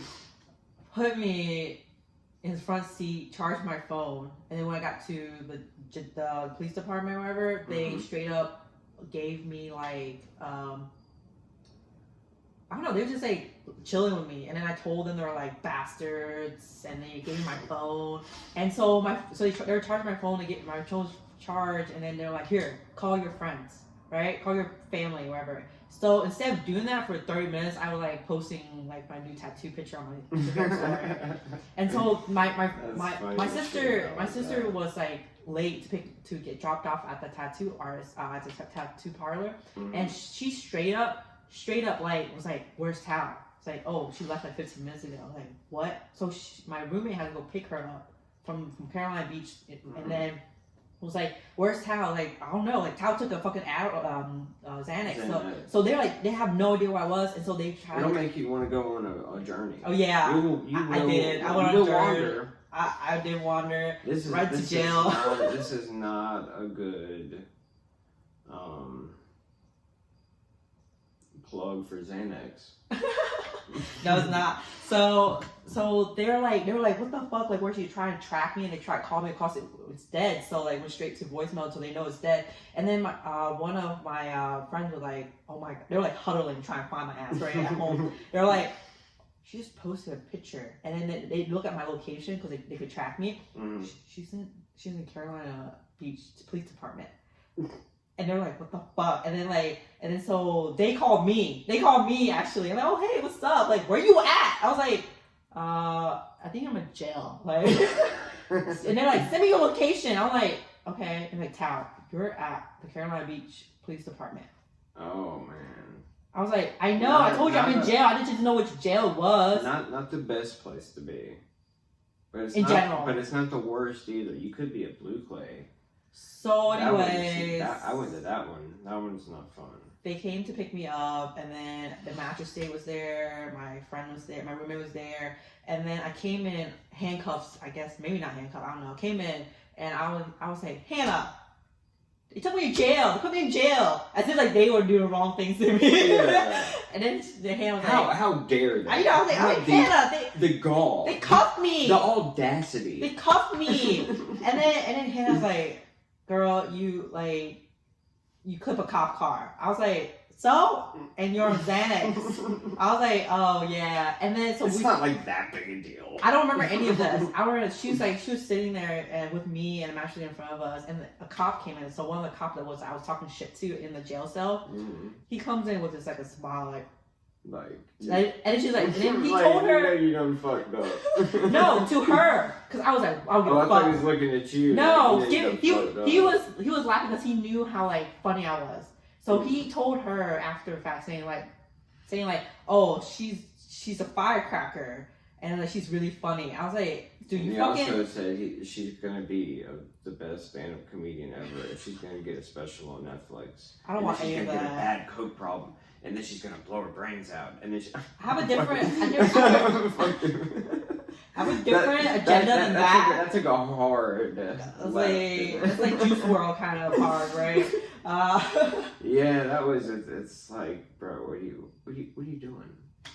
I don't know, living the best life. Living the best 19-year-old life, but I feel for him and his family. That's awful, but what are you doing? Nothing now. Like Kobe, nothing. It's a shame. At least Kobe would reach greatness. He already did. And showed it. Like, it's very provable. Kobe was one of the greatest. That's why some people who do succeed. I think he's the second. Jordan's obviously. I'm into sport. Jordan's obviously the best basketball player ever. The only thing. And then it's Kobe. I'll fight any man who says otherwise. I'll fist fight. Is it Michael Jordan because he's from Wilmington? That's not no, Michael Jordan. He's just the best basketball player ever. And then it's Kobe Bryant. And I'll fucking fist fight any man who My says roommate's otherwise. mom made him fuck him. Michael Jordan. He went to high school he together. fucked everybody. He's probably got like 30 He's a hoe. He's probably got like 30 kids. He should. Spread the love. He's a degenerate gambler too. Yeah, I don't like that shit. That motherfucker wants to win at every. You know, he just bought a NASCAR team with Denny Hamlin. Should. And his driver's going to be Bubba Wallace. Does he have a house in Figure 8 Island by chance? I believe he does or did. Mm-hmm. I know he does or did have one on Riceville Beach, which is really fucking nice. Really nice house. It was like really odd. It was a very 80s house. Or a 90s house. Can't you wait until like we blow up in the industry and like we just be able to buy houses like that? I would right in Wilmington, right in Wrightsville. I love this town. Oh yeah, me too. I came back from Georgia recently in last year, March. I would never unless I'm on the road doing shows. I wouldn't want to leave here. All my family's here. Oh yeah, I get anxiety when I leave this town too. My dear sweet grandmother, who I love to death. My dear sweet grandmother. She's the best. She really is. She lives here, so I couldn't get nowhere. I couldn't leave her. Is just the only person you have here, or? No, I mean I have everybody here. But there's no way I could leave when my grandmother's still here. I just can't. There's no way. Yes. Yeah, but so yeah, and then the next morning, right, I woke up and I was like, fuck. I was like, no, I woke up, I don't remember anything. I was like, damn, my back hurt. And I went to my bathroom and I saw a tattoo and everything was flooding back. Dude, it was like an episode of like the Hangover. Oh, wait, where you're just like, what the fuck is going on? Yeah, I woke up and like remembering everything that happened in flashes and then pieces come back. And so I drove to work and I bust in like 30 minutes late to work. And I was like, dude, I was in jail like just like 10 hours ago. And everyone's like, what the fuck happened? Like, I got a tattoo and I got a DUI. And they're like, what? I like, we just saw you yesterday. I'm like, I know, that's what went down, asshole. We'll talk about it after breakfast. So my boss sent me home and I was like crying profusely, like on my way back to my house in my car. And I was like, what the fuck? This is what my life. I've gone 26 years. 20 fucking 6 years. I'd like to smoke some more reefer. Sure, there's some more in here. There it is. I've gone 26 years without having a DUI or any kind of. That's how I felt. When did you get your DUI? I have ongoing things going on, so Mine's done. They dropped everything. I'm gonna talk about that off camera. But that's the thing though, like the charges they gave me, if it was like a black man or just like a non-white person. And it wasn't because I was a girl. I would have gotten worse. I only got 2 charges compared to 8 or 9 charges most people get. just claim rape. Huh? What? That's what I did. That's how the charges dropped it. How do you know? How do you know? I got you on camera. It's really easy. The cop tried to give me his phone number, and so they dropped the charges because of it. It makes sense. In the jail cell while I was cuffed. Did you call him? Huh? Did you call him? Yeah, to tell him I'm gonna sue him. That's why they dropped. You should have gone out on a date with him. Huh? You should have gone out on a date with him, worn a microphone,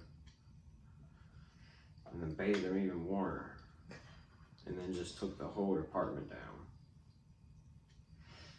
It's Carolina Beach though. They're low budgeted. Yeah, take him down. That's a terrible town. They need to. They need to sanitize. They need to rearrange a few things anyway. They need a widespread like COVID infestation. Brits is really good. It is. The people, not so much. Yeah, I do. I only tried it once. It was okay. It's like Krispy Kreme, but we have Krispy Kreme. They're good. It's not worth the wait. It's not. It's more of nostalgia. I mean, it's good. Childhood kind of thing. It's good. They're good donuts. Can't complain. They're good donuts, but Krispy Kreme when the hot sun's on. It's the point. I could fuck those donuts. They're so good. I could. And then eat them. I would. I wouldn't tell anybody. But I do it. So friends with Hunter's son. I just realized you're not really that funny. So no, I'm not at all. I just go on stage and I scream about my dick for an hour and then that's it. So what's your point of the whole thing? It was just that's it. Or you have fun? Are you having fun doing it? I have a blast. Dope. Yeah, some people do drugs, some people do stand up. Oh, there's definitely drugs involved when stand up is happening. All the time. I mean, we are struggling. I mean, there's people OD in the bathrooms all the time. It's a problem. Yeah, it's a problem. More people should get Netflix specials, but they all OD and die. So what is your? That's what it is. What's your end goal though? What for your comedy? You want to OD in the bathroom of a comedy club? That's pretty high. Like, do you want? I know that I have made it. Do you want fans? Especially when I'm headlining, I want to headline. I want my name on the marquee, and then I want to OD in the bathroom. As soon as you headline, you OD. That's like, right. Like this is the one the very first one. The very first That's all you need, right? I want to OD in the bathroom. That's all you need. And that would be hilarious. That would be your whole life would be a joke. That would be worth $20. The tickets would be $20 because it's my first time headlining. I mean, they're not going to be $80. You can sell it on Groupon. They're not going to be Chappelle prices. You can sell it on Groupon. I mean, the resale would probably be high. I'm very popular, and COVID would probably still be going on. So it'd be like only 10 tickets available. Because the capacity of the venue. Probably people would spend probably $1 million a ticket. Because I personally face fuck every person in the crowd. That's not worth it. That is comedy. No. And fast forward 10 years. You tell no, jokes for $1 million, you need you. to give more value to your product. Maybe like with $1 million, you'll like, I don't know. Oh, you let a really old man molest you. Again? Huh? I'm dead. That's good. But other than that, so have you met any Tinder people that you like so far? Not right now. No. No, tell me about your last one. Well, the funny thing. She did a podcast too.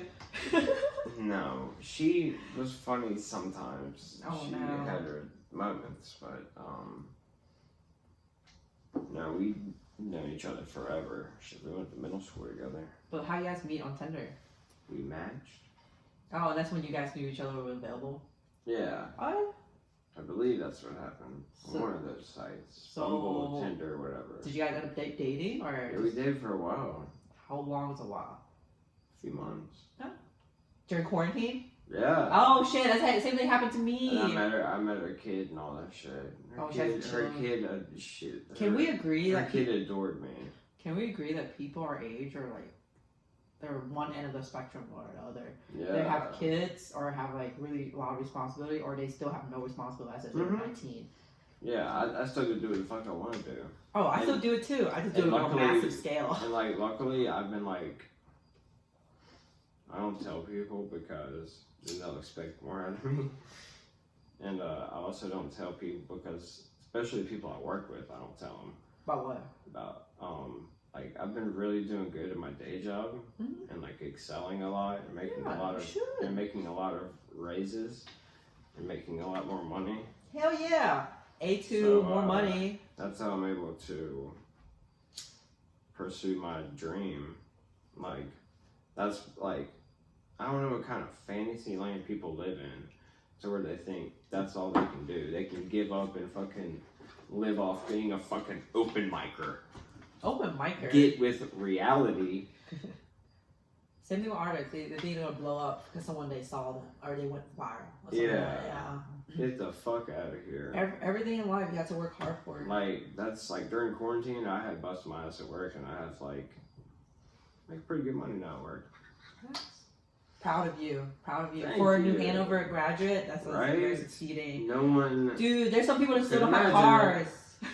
They still don't have cars at our There's age. still people shooting heroin in alleys. Oh, what the fuck, for real? See, I can't Yeah. relate. I don't know. I don't know. Never met people that actually did heroin voluntarily, but it seems like not great drugs to be involved in. It's pretty wild. It takes everything from people. Everything, literally. Yeah. Literally everything. It's pretty crazy. So, as a experienced comic, can you give me advice on how to be a better comic? Get up on the stage as much as you can. But I have nothing to talk about though. Write every day. I don't write. Doesn't matter. I think I'm illiterate. Do it any fucking I ways. still have to figure out. That's how what to it is. spell specific. Write every day. Get on stage as much as possible. That's the ingredient. Okay. After a while, you'll figure out if you're funny or not. I think I'm funny, but just like more of like The crowd will tell you. I feel like a lot of my energy from the crowd is the way I look and how I A lot execute. of it's likability. You're absolutely right. Mhm. Am I likable? Yeah, absolutely, you bring that energy. What energy? People say that I have a negative energy. People pay attention. When you get up there at the microphone, people pay attention. That's the thing, and stick with that. Like stay upbeat. Like I'm a little laid back, and some of my jokes are pretty dark. That's like my thing. But sometimes I like pick it up too. I do go pretty hard into paint,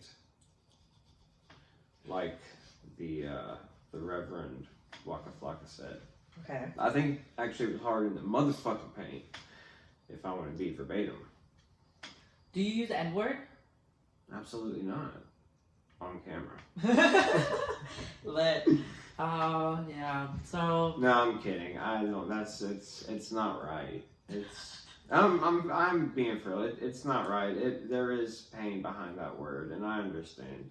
I might say it in my head sometimes when I'm behind someone and they're getting lottery tickets and I really fucking need to get to work. I might say it in my head a little bit, but I don't. But I might say it in my head a little bit. Just don't give it the power that. Yeah, other people are. it is hurtful, and you shouldn't say it. You shouldn't say it. You shouldn't say it. You shouldn't say it. But no one, I mean, sometimes if you think it, everybody does. Let's So- fucking get real. So apparently, I've been on this like stream of dating like black men.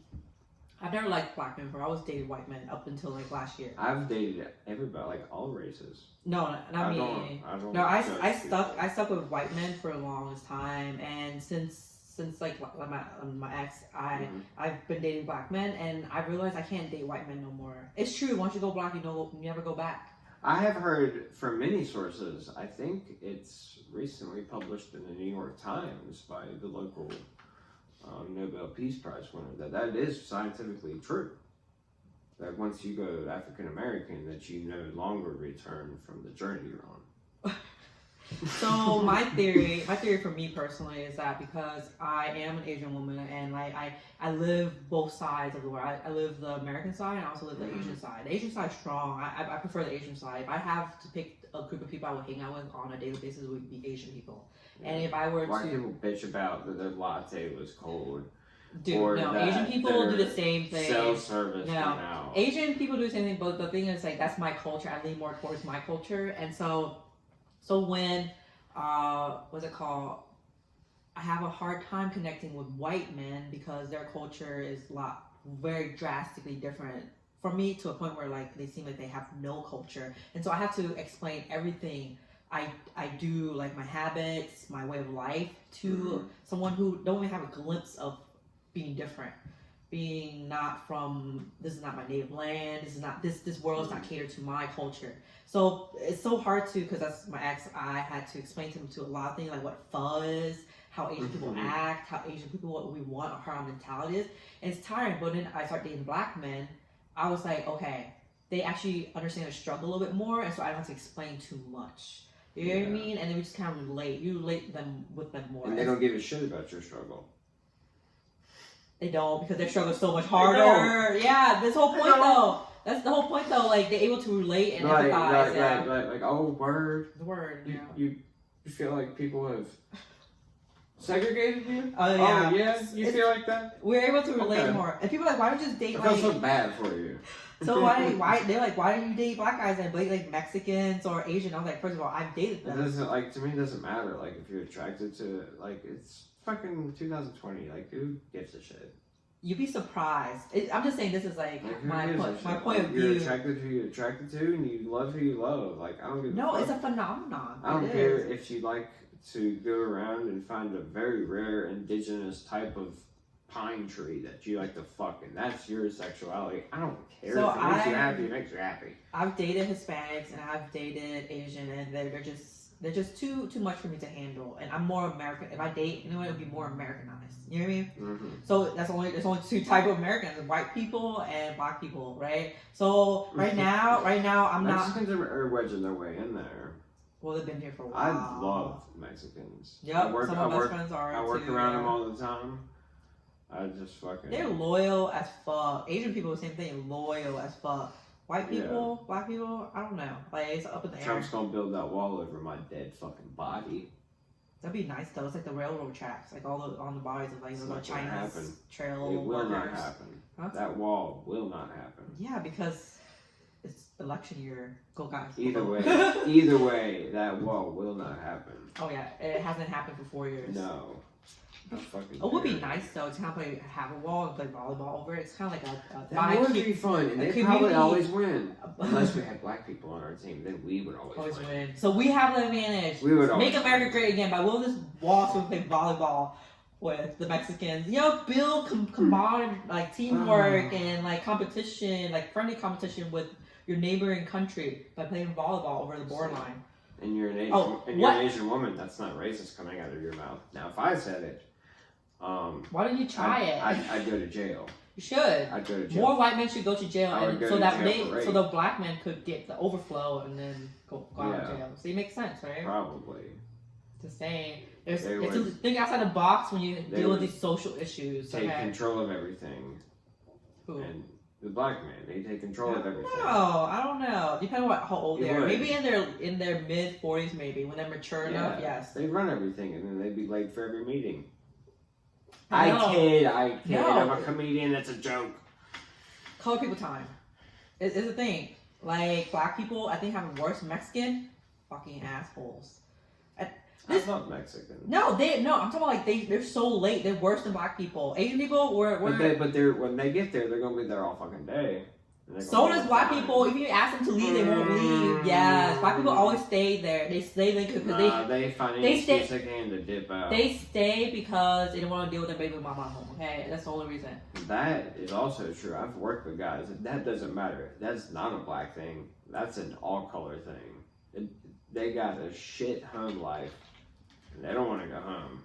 And I'm like, fuck you. I like my house. I want to go home. I'm not trying to work till 6. Like, I'm sorry you're gonna get bitched at when you go home because you drank 1 beer last night. It's not my problem. I want to go home. I don't have the old lady bitching at me. I'm sorry. I like my house. I'll drop you off at the store or something, but I'm going home. So I heard there's like a controversy about comedy, right? So back in the day, comedy was kind of like a underground thing where like people really like political anyways they would go to these like this open mic and they'll just like say some really like political stuff and it was really unpopular opinion but it was like an outlet to a platform to them to say what they feel right. Comedy. Yeah. So but now since it's more mainstream people are getting stigmatized and taboo by the content they're making but like you understand it's jokes. But it deals with certain things about society that is very like impactful right now. It's very relevant. It needs to be normalized to talk about. Mm-hmm. So they use it through their comedy, right? But then now because it is mainstream, televised, Netflix and stuff, they get a lot of shit for it. Absolutely. So where does it people are just so fucking. Oh my god! You can't say anything that someone doesn't get mad over. I fucking hate this. It drives me. You might get in trouble. No, it drives me. You get a lot of trouble too. People will come to a comedy show just to get offended, just to fucking write down or remember everything you said verbatim, and they blog about it to their 33 fucking followers, and they're so offended, and it's fucking ridiculous. Like.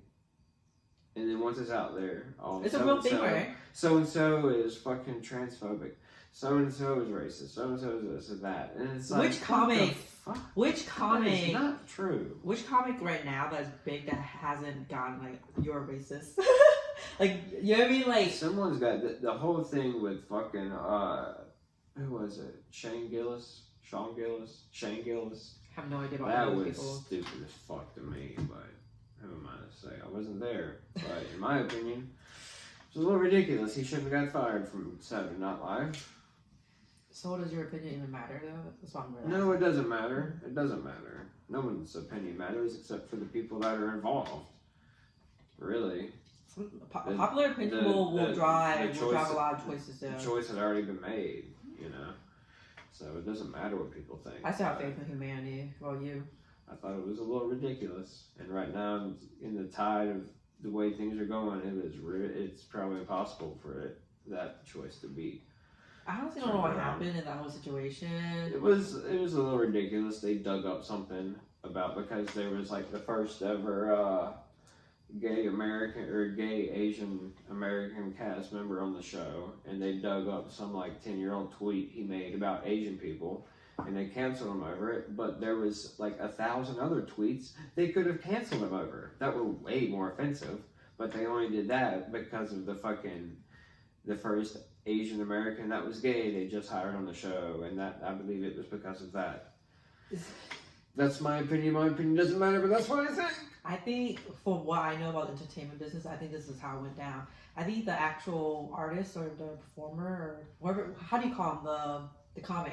Yeah. I think the comic got some really bad, like maybe energy, had got a bad relationship with one of the, I guess the leader or the powerful people within the company, and then they just gave out stupid reason to like dump his ass. You know what I mean? Because that's not a relevant reason at all. But people have to give a reason. You can't just say this person is a shitty person and then like dump his ass. It sucks. The whole cancel culture. I'm kind of tired of it. It's I enjoy it from both sides. It's a little ridiculous. Like digging up things from 10 years ago to get someone fired over. It's like, get the fuck out of here. People do it all the time. It's a way to. It's a little ridiculous. if you, I mean, everyone has said that or said something similar to that. You just ain't been caught on tape saying it. That's all. Like, everyone's a hypocrite when it comes to that. Hypocrite. Everyone's a hypocrite. I'm a You've said hypocrite. it before, too. Shit. You just ain't been caught saying it. Like, let's not get it twisted. It's so ridiculous. So I don't know what their agenda is. They think, it's crazy. They think someone with talent, they're going to take them down. And in their warped fucking mind, they think that they're going to take their spot. No, you don't have any fucking talent. Mm-hmm. That's why you're not there. Mm-hmm. Not because they're there. That's why you can't get to their spot. You don't have any fucking talent. So you take someone down, and it makes you feel a little bit better for a second. But you're still not fucking talented. I hate this cancel culture. It's very disturbing, I would say. How you can just make up something about somebody, true or not, and they lose their job. It's gossip. It's juicy gossip. And you, like, even if someone proves it true, you never see that on the news. They're like, the public eye is way worse than the court of law. You call someone a rapist and it gets all over the news and he goes to court, gets acquitted, people are still gonna look at him as a rapist. It's connected though, like court law. And unfortunately, it happens a lot. The laws are driven by popular opinion. It really is, because it evolves with culture and societal change. So, like OJ, everyone thinks he got acquitted. They said he didn't do it, but everybody thinks he did it. But since then, the more laws are passed to kind of help prevent the loopholes of like slander and things like that about like posting things that aren't true before the jury's out. That needs they need to protect that because it doesn't matter. It's a tactic though. It's a tactic to get people to admit. Tricky. It's really tricky. Yeah, to admit. It takes people way smarter than me to figure that out. I don't know. You'd be surprised. I don't know what the solution is. Have you watched the Netflix Social Dilemma? I just watched it a few days ago. I haven't finished it, but I watched the first part of it. It's crazy shit, right? It's pretty wild, and it makes way too much sense. Way too much sense. It made me feel self-conscious. And I didn't like it, and it hurt my feelings. That show was... That you got manipulated? Yes. You're not as smart as you think you are. These tech people, they I have already know computers. that. I already know that, but they just shoved it in my face. I already know I'm not that smart. Is your ego hurt? No, but they were just like... I was like, alright, you didn't have... Like, alright, I get it. But they're like, no, you're an idiot. And it's like, alright, I get it. No, you don't get it. No, you don't get it. That's why you have You're a fucking moron. They completely control. It's like, all right, I get it. No, you don't. Let me tell you, you fucked up. And it's like, all right, relax. So I'm gonna explain to your friends, right, about what it is. So it talks about how these the Facebook people, Instagram people, Google people are literally making us addicted to using our phone, and they use blue lights to be more addicted to your eyes, and they use like buttons. They say notifications is like a fucking a serotonin release, a tiny like so a you're addicted, hit, like a hit, but but also affects you negatively by making you more self-conscious, and you have this other social life outside of the actual real life. They do different things to different parts of the country. Yes, apparently. It's really creepy, and it shows how stupid people really are. Well, no, it shows people that people need to be God-fearing because you're not the smartest person. And it shows me that mental health and psychology and sociology and all that shit is real. Yeah, no, the way they explained it, and how they manipulate it, program, it's like, whoa. That's why systematic racism exists, because they've been using the same tactic. They get put. It's crazy. Mm-hmm. No one thinks for themselves anymore. So the concept that I the things that they touch up on that was really interesting is that they what is it called? Damn, I forgot what it says. It was how they. Damn, I really forgot that thought. Did you have a high thought? No, I'm just it's not a senior moment. It's a high moment. I'm not high right now, but I'm just hungry, I guess. Look, I'm sober enough. Would you want to order a pizza? I would love to order pizza. What'd you get in your pizza? It doesn't matter. What kind of pizza? I'll order pizza right now. Oh, cool. I like onions and pineapple and your choice of meat. Maybe pepperoni or sausage. Sausage? Yeah. Damn. Cottonmouth too. Because you're alcoholic, you've been drinking so hard. Yeah, I've been going hard. So like, are we friends in the comedy world now? I feel like we are. Can you I hope we are. Can you promote me with your? Can you link me up with some of your more successful comic friends? Absolutely. Huh? For real? Yeah. Nice. Yeah. I'll just keep it rolling. Is that still going? Yeah, that's still going. While he's gone, I'm gonna tell you guys my bit. I need to practice this shit. So damn, I forgot my bit. I'm so tired.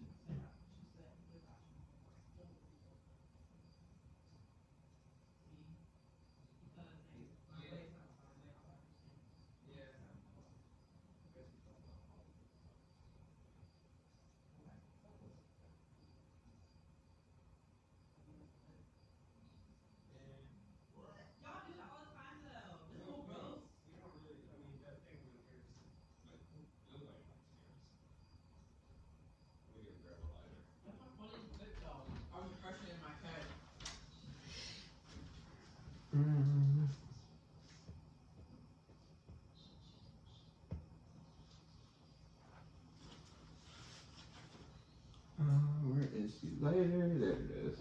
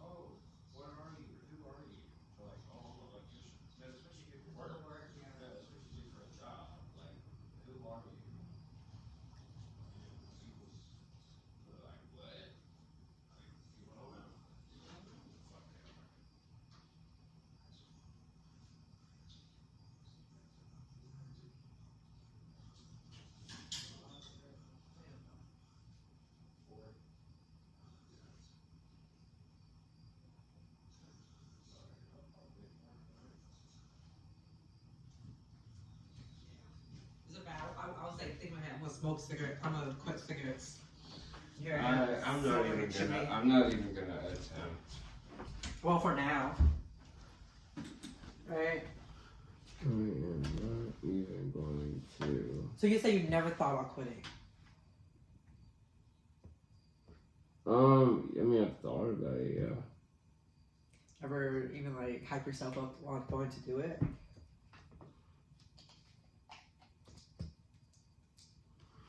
Mm-hmm.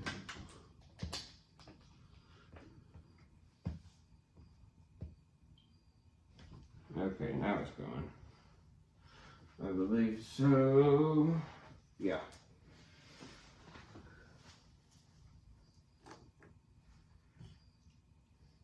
Didn't get a drink.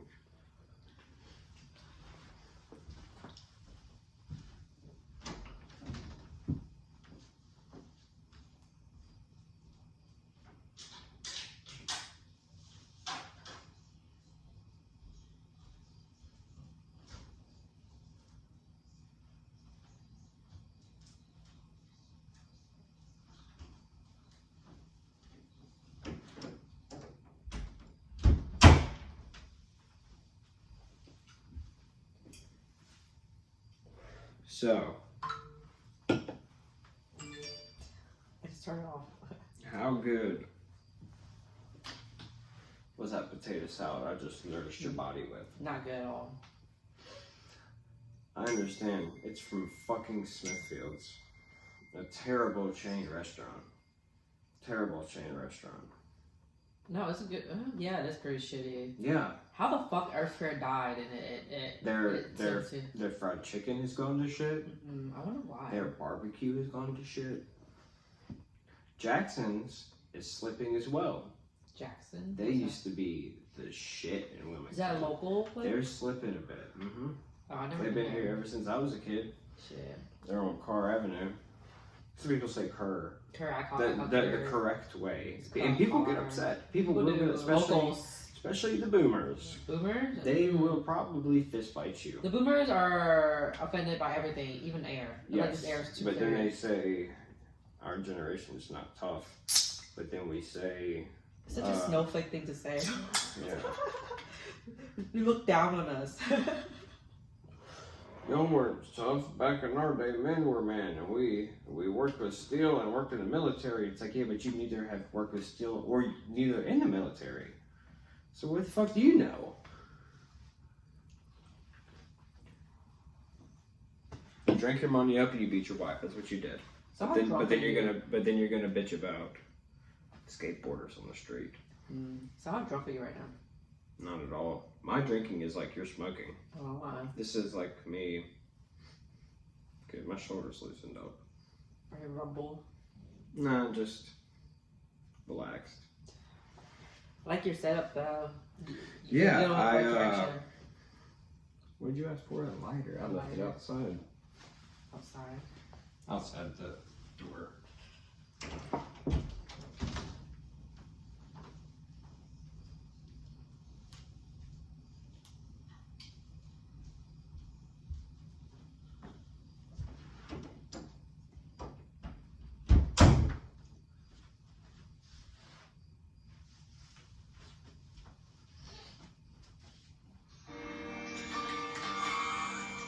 Is that local? What? Is that local? What type of music is that? This is my artist. Oh, okay. He just sent me an audio So file. there's some music we get pulled if we play it. Oh no, yeah, it's local.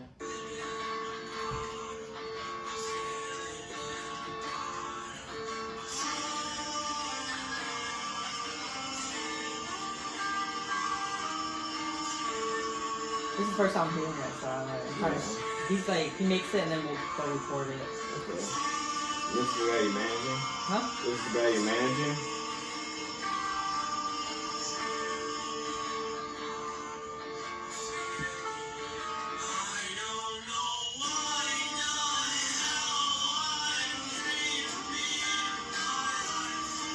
I'm pretty sure he's gonna be on Letterman next week.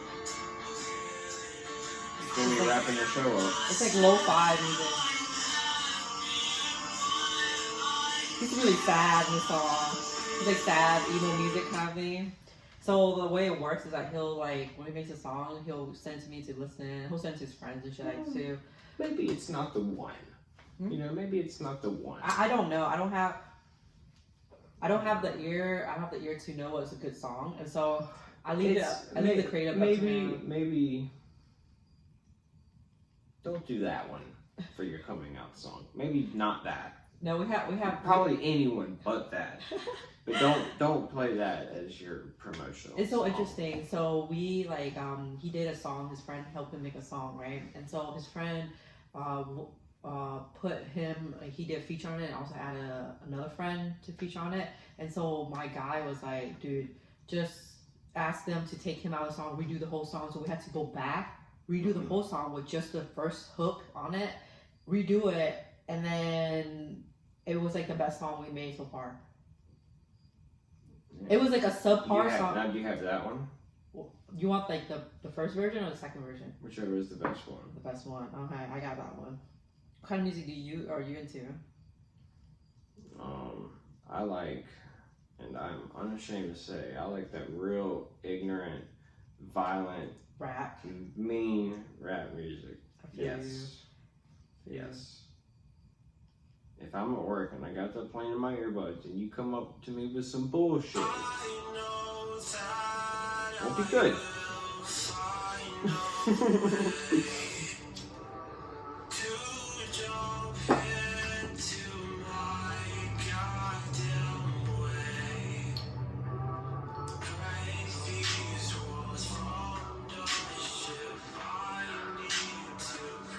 You gonna empty it? Huh? It's still got a bunch in it.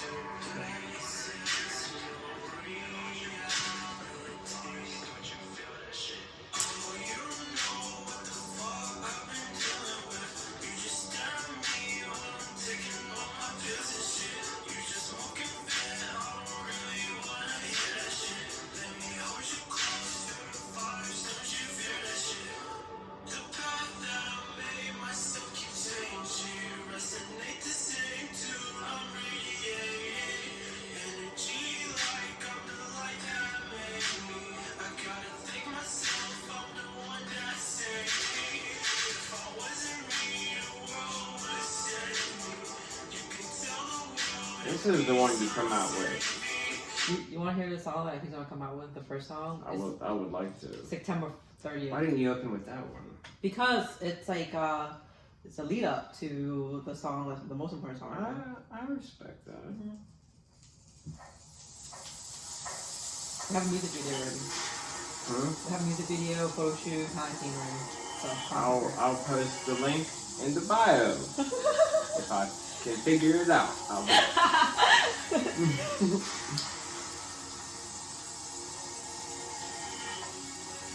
a lot of ambient music.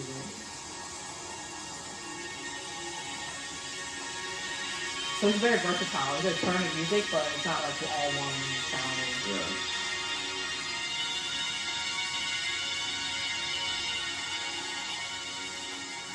It's like 2 minutes long. The ambient music.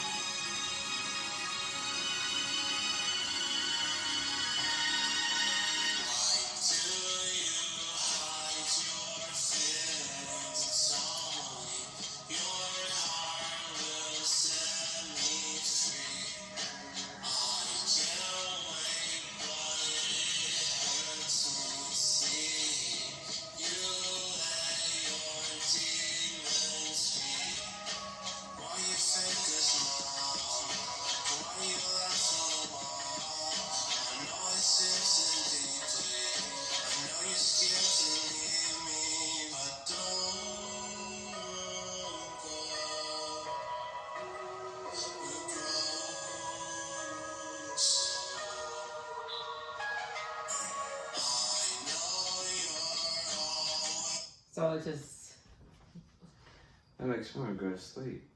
lo-fi music. Yeah. So his type of music That's right before bed. have yourself a glass of milk. no. So his music. And a couple cookies and lay down and put this and this. If you want to go to sleep, jerk off, get you a glass of milk, listen to this song, and I swear to God, you will go to sleep. So it's not just a sleeping song. His type of music is more spiritual, and so it's like it helps people that's going through emotional depression or stuff like that. And so they call it sad emo music or sad boy music, emo music, or sad core. It's like parkour but sad core. Yeah, I know. I understand the correlation So between the two. and so his music is like he talks a lot about sad stuff, but it actually helps people that going through stuff. So that's why it's calming and soothing. But the last song, which was Headspace, is more high tempo and more hip hop because the producer was more hip hop, and so he got the energy off of that. So you see the artist is very versatile, and his music, he likes making music, and his music is actually pretty good. Yeah. And we add in quality production into it, and then we add in promotion, and like sell him and his product. It'll be a masterpiece at the end. Okay. Yeah, dope, right? Yeah, it is. But yeah. What'd you think of his music? I enjoyed it. There's a theme. The second one I enjoyed the most. I told you a breakout song, and you said the first one was a breakout. Every single one's your favorite. The very first one I heard, I did not like. I did not enjoy. I'm not gonna lie to you. Headspace. This is. Unfiltered. I don't give a shit about your opinion. No, the first one I did not enjoy. I would not play that at a party. I would not do that to my friends. Because they would probably think differently of me. And they probably wouldn't come over again. The second one, they'd be like, Hunter, this is a dope song. Here's some cocaine. You want to do it in your bathroom? And I'll be like, yes. And then the third one, they're like, hey, I have some heroin. Would you like to do it in the bathroom? And then I would go, no. Gotcha. Unless you have Narcan. Then I would. No, I'm kidding. Logic. It makes sense. Is this Ash? I Would you never like know. would you like me to beat it out? Yes.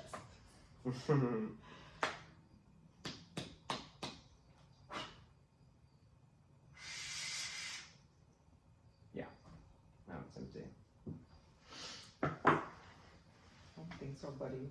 We smoke pot on the show. I don't know if it's legal or not. I don't It's know if not. I'm gonna get pulled or not, but You probably won't. we're in California. Yeah. Or we're in Washington or Colorado, whichever one you want to choose. We're actually in Wilmington, Delaware. Is it legal there? Mm-hmm. Okay. Cool. I was like, how that fucking place more popular in here? I think It comes up first. I don't think it is for a good reason. I lived in this is a fun story. Lived in a halfway house with a guy named Andrew Minatello. I really hope he listens to this. We lived together. He was a good friend. Still a good friend. Call me. He lived in Wilmington, or around Wilmington, and he said it is not a good place. For real? Yeah. Oh shit. It's like he used to get dope there or something like that. Wait, fuck. You get dope here. You get a lot of dope here. Yeah, this is a bad place too. It's actually the most drug addict per square feet in America. Mhm. Per square feet. Well, because of all the clinics, the rehab clinics are here in Wilmington. So that's not They're fair. shutting one down. The only free rehab, and this is horse shit. If there's a petition, or if there's someone I can bring on this show to try to help that cause, I swear to God I will. Do it. Because they're trying to shut down the harbor, which is the only place in Wilmington you can go to. If you don't have insurance, you don't have money, you can go there and you can get off drugs or alcohol or whatever your addiction is. And it's completely free. People fucking need that. Quit worrying about your bottom line. People fucking need that. It is crazy. We have so many like And non-profit charitable they're closing it organizations. down. Yeah. Just like they did with the mental institutions. I That's wish why they all would these get as crazy much people are not funding around. as like the churches do. You know what I mean? Like that'd be dope. Yeah. Oh. It's like We will not have any mental health. The churches will say they're all Christian like and they love everybody, but they ain't taking them people in.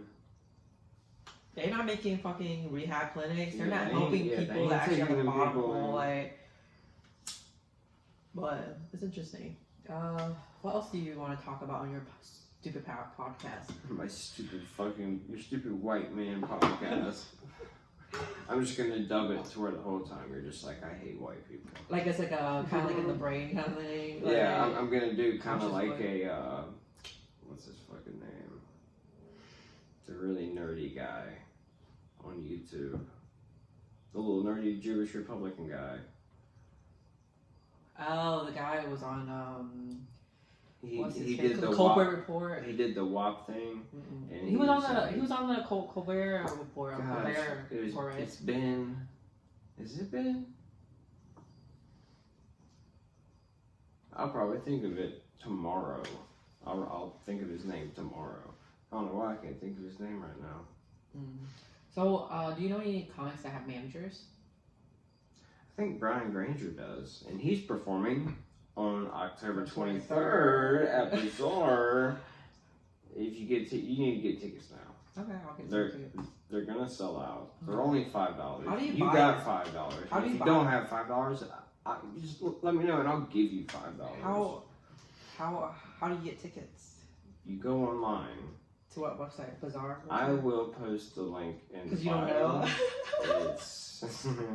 It's it's on Eventbrite, I believe. Right. It's the ILM, which is Wilmington, the Wilmington Comedy Kickback at the Bazaar, October 23rd.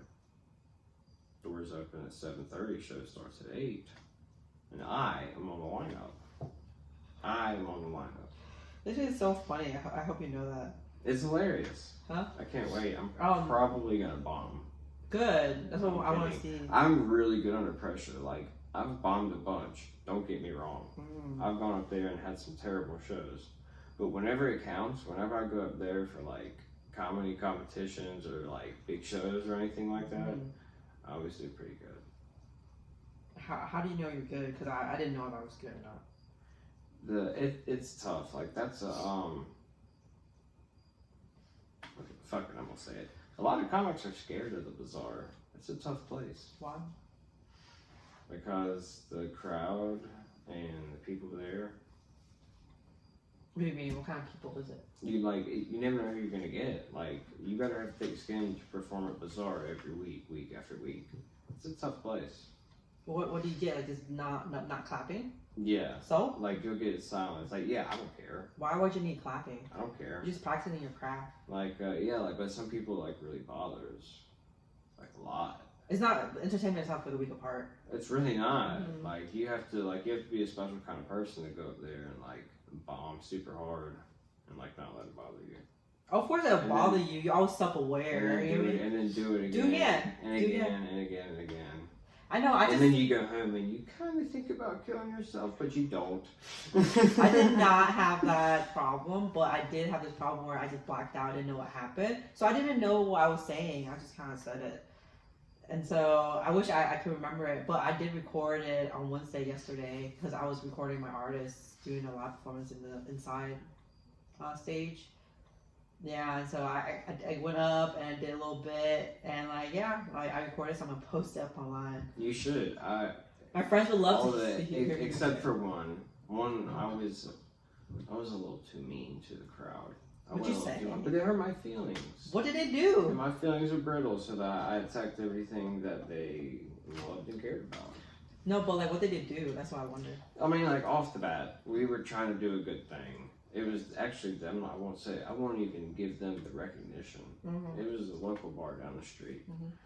But after the little guy it was just a guy with a guitar on a stool, just by himself, just singing whatever, and they're probably all boomers, old drunks. They probably go there every day. Mm-hmm. There's probably about 10 to 15 of them, and me and Sean, I invited Sean. Oh. A preface to this story. I had eaten some mushrooms that night. Oh. I never love mushrooms. So I was out at the bar, and I asked the bartender, I said, hey, when he gets off, can I do some comedy? I know some comics that can come, and we're professionals. We're not. But he's like, I don't care. But he didn't know what he was getting himself into. But we go up there, and like they immediately start heckling us. And we just fucking attack them. Not physically. But like we go pretty hard on them, verbally. Yeah, and then like Sean's performing, and the guy comes up to him and takes the mic out of his hand. I'm like, what the fuck? And it's the owner of the bar. Somebody called him and said that like these comedians are up here like talking shit. And he went up there and basically shut it down. And he brought some fucking big old muscle head with him. Bouncer? There's some fucking guy who rode up with him in the truck, and he's like, listen, I know Dave Chappelle, and I know Dave Attell, and they wouldn't do anything like this. And I said, do you know any more famous Daves? You are so full of shit, is what you are. Because actually, Dave Chappelle would take his loudspeaker in the park and just do comedy. Mm-hmm. So you don't know what the fuck you're talking about, you fucking goddamn autistic gorilla. Fucking, we already had I know Dave Chappelle, I know Dave Attell. I would fucking stab you for my craft. Well, I do, so my hobby is video editing, so I got some footage from one of my artists' music video, and so it's my job, my department to put it together. And so I'm very green. I bought the computer maybe like 4 months ago or something like that, and so I'm learning and stuff like that. So whatever I could do, I did on the video, and people were like really critiquing, like, you need this, you need that. But then my whole thing is like, honestly, this is my art. This video is my art, and so this is how I think this video is best edited. You know what I mean? And showcase the artist, and the artist is a close friend of mine. So like, I want to showcase the best of him. So this is what I think is the most appealing of him, showcasing the song, showcasing him as an artist, and then showcasing my ability to put all the footage together, you know, and more like in what I think is beautiful. So when people are telling me, oh, you should have done this, turn that, you're like. So I understand how artists feel now when people tell them, oh, this song is missing something, or this part, I don't like this part, or you know what I mean, or you shouldn't have done that. It fucks with them. It fucks with them. They put their heart and they put soul this is that what shit. this is their craft. This is like, if, for example, if you draw a painting, right, and then like someone like, Doesn't oh, matter. that color is kind of weird. Like, Doesn't no, matter it's what already you done. Yeah. This is exactly how they picture it. But if it's in the works, my rough edits always have 2-3 versions. The first one is just like, I'm tired, and the second one, like, I really go into it and like fixing all the fucking shit like I don't think is working. And then the third time is when I'm like, okay, I've fixed up all my mistakes that I think that is a mistake, or like all the things that I feel is not perfect, and I can't do anything more to it, and I release it, and people say shit about it. I'm like, I'm sorry, this is my art. If you don't think That's what it is. this is what it is. This is what it is. I'm very proud of it. I spent hours and hours on it, and what this isn't a Q&A. For me, it's a, you know. Well, I obviously want you to say this you like is it. my image, not yours. Yeah, but this is the art in my image, not yours. But you either enjoy it or you don't. But as an artist, you have to take the critique, and so next time you're like, okay, this person said that my transition wasn't smoother. Let me figure out how I could make it more fluid or something. And then you gained more skills. You can always see feedback, throughout people. But it's just that's how you kind of make adjustments, but you do it on your own terms, not on other people's terms. Exactly. And so I feel like people should be more aware when it comes to any kind of production or entertainment, is that you have to be more of like, oh wow, this is really, you have to see it through their eyes. Why they think this is beautiful. And so I'm trying to figure out, like, my artists. Try to reach out more personally to the person, which is what I try to do with art. Try to make the person try to make them feel like I'm talking to them personally. When I tell a joke and I try to make it so relatable, where they're like, "You son of a bitch, I did that yesterday." Oh, and they laugh about it, right? Yeah. And they're like, they giggle and they're like, try to look around, like, "Oh fuck, I'm the only one who does it." And they look around and everyone's laughing. They're like, "Oh shit, everybody does this." I don't feel so weird. I don't, I try to bring everybody together with my, with what I do. I don't give a fuck about other people. I just kind of do it. I do it. I mean, I makes share me my happy, friends. and I think it's funny. But I never do political shit. Ooh, I love political shit. Never. Do our whole house is like political. I just have fun with everybody. I do shit that everybody can relate to. Everybody thinks funny. My tactic is that I need to piss off as many people as possible so I can weed out the now dumbasses. I do that sometimes. No, weed out the dumb. Weed out people. I will say I have gone pretty hard on people. Weed them out because they don't. Their time is not. Doesn't matter if they don't get it. Yeah, they don't get you. They don't Like get I the said, humor. I try to bring everyone together. Sometimes it's, you know what, you motherfuckers, that joke was funny. And let me tell you why, you fat pieces of shit. When you go home and you eat your microwave corn dogs and your kid makes these. And it's like, oh, I've gone off on people before. Yeah, it's such a white man. Like if I try to go off on people, they just straight up call me a man, bitch or that's cunt. a man who has been pushed to the edge. No, that's just being a You'll reach man. it. You'll reach It's it. just being a man. In comedy, you'll reach it. You know, as a woman, You're gonna snap on a crowd one night. You're gonna be like, you know what, you motherfuckers. Let me tell you something. It'll happen. So when it does happen, can I call you? But like, look, remember that time you be told like, me? Be like, hey, guess what? I'm in Raleigh. I should just find a comic that I like in town and just follow him on tour, right? Like if he's performing on this place, I'm gonna try to get into it, like just to like so that I can follow someone who actually But knows. you also gotta find your own style. Huh? Well, no, you have to. It's more like you're doing explorative, like kind of thing. Cause like that's what I'm doing with my artists. I'm just like taking them around places and figure out what works for us. Building yourself a team of people that you trust and you also think is talented. So that's what I'm trying to do. Like the little first. I'm just starting this. I'm trying to align myself with people who are good at this shit. And who I know more than you about it, so you can learn from. Yeah, right? I actually have learned a little something from everybody. You have to. In comedy and rule and everything. One of the golden rule: always be if you're the smartest person in the room, you're in the wrong room. Yeah, I've heard that. That is a good saying. I live by it, but some people are good with certain topics, some people are not. So you just have to feel the kind of. And some people just aren't open-minded to be able to learn new things or see things through a different lens. It's really like a mental disability. Like how the fuck you can't see other people's view? Like, I understand that I'm pretty fucking stupid. I agree. I can learn as much as I can from everybody. Shit. But like, how is it like? Is it weird dating while you're a comic? I'll see that later. Thank you.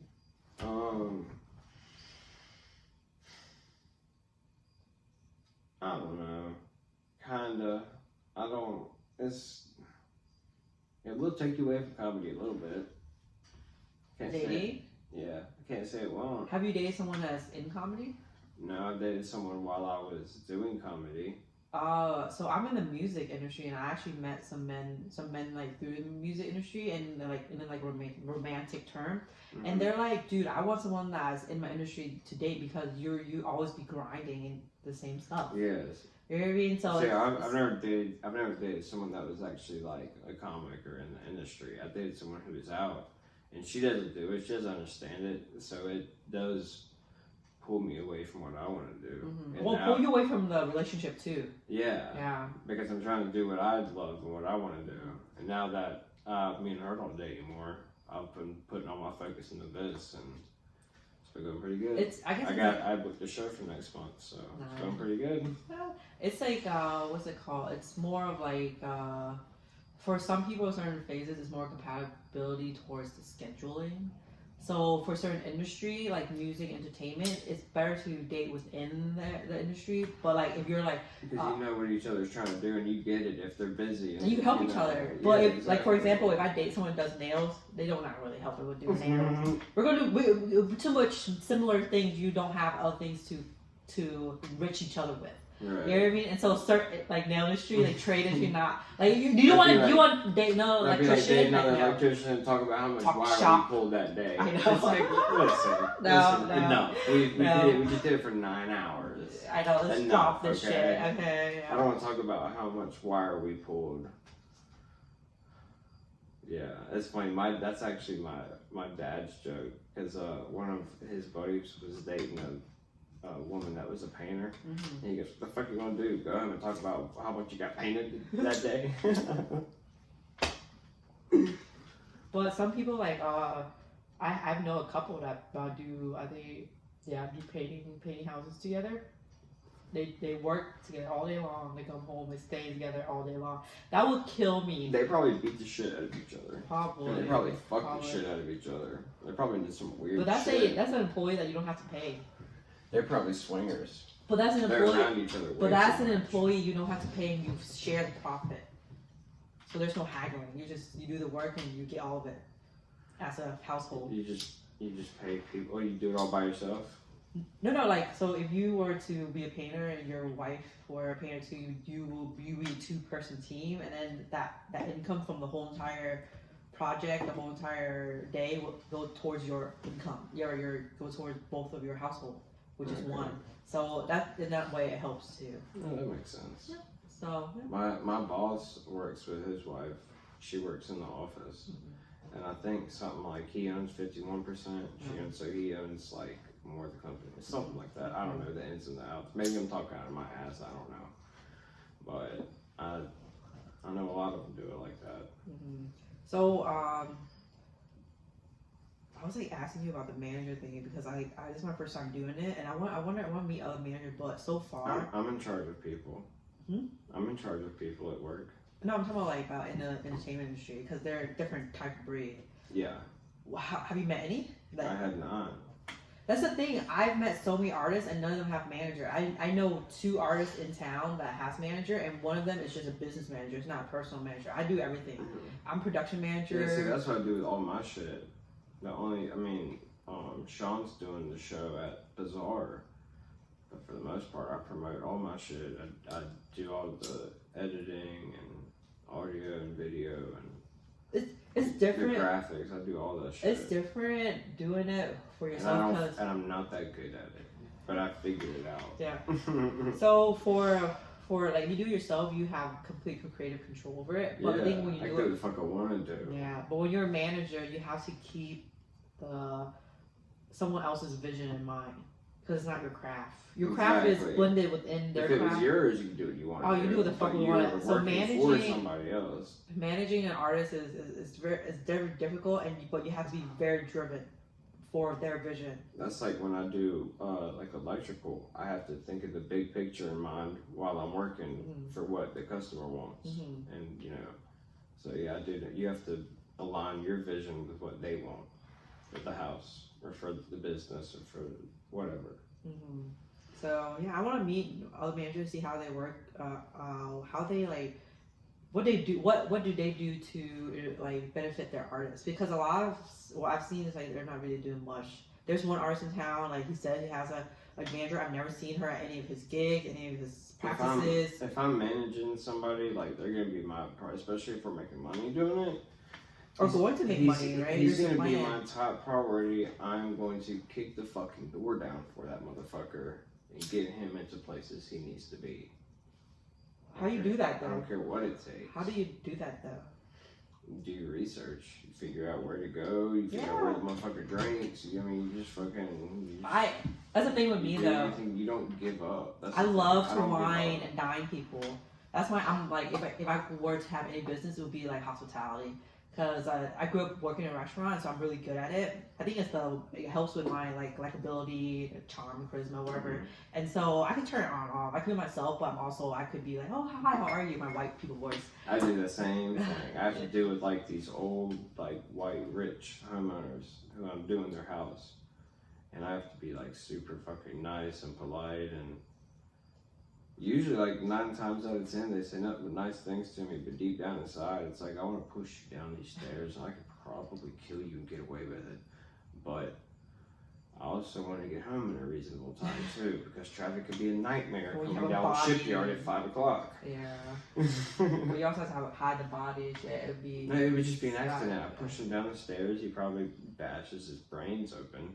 And it's like, it's a job site, it's dangerous. It was a loose board. I tried to help. It was tough. He had Bengay on. He's old. He's covered in creams. He's slippery. Oh my God. But yeah. I don't know. It's been really fun though. Like do this whole thing with creating a team, working with the artists. I listen to music constantly. I'm dead.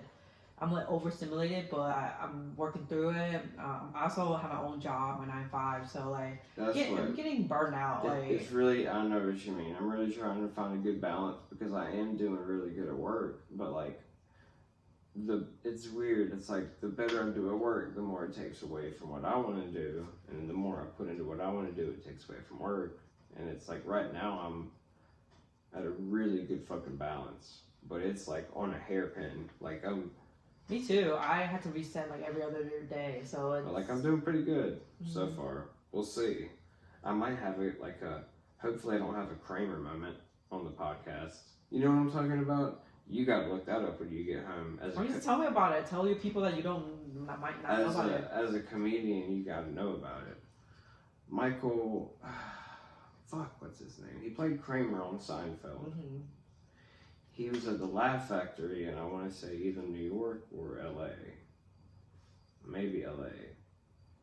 And he said the N-bomb quite a few times, and not in a good. I mean, it's never in a good way, but it was in a very bad way. And that's a man that has reached his breaking point and just snapped that night and released who he really was. What do you mean how he really was? He's racist like a Okay. fuck. Okay, I see it. Well, with comedy and entertainment, you're a person I will lead through. That's why some people don't succeed and no, some people I'll do. probably snap over some dumb shit. I don't think I'll ever snap because I guess it's not my end goal. It's not really that important to me. It would be like something stupid like, why are they always out of stock of the 12-ounce Red Bulls? Oh, okay. Something like that. And I they get it. only got the Okay. 8-ounce ones, and I don't want the 8-ounce okay, ones. that's different. I call it a manic episode where you're just like, fuck this. You're having a And bad it's trip like- in reality. It's funny because like I don't hate anybody, but like I'll snap over this stupid shit. Like it's, yeah, like they only have the 8-ounce Red Bulls and not the 12 ounce. And it's like I want like, to I be don't want the energized for fucking- 3 hours. And if Nah. I get the 16-ounce ones, it gets hot before I finish it. And if a Red Bull's hot, it ain't worth the shit. I like the small one for that reason because it's still 12 chill. I ounce is finish it. perfect. And if they're out of it, it's like, why did I even get up this morning? Wow, white people and white privilege and first world problem.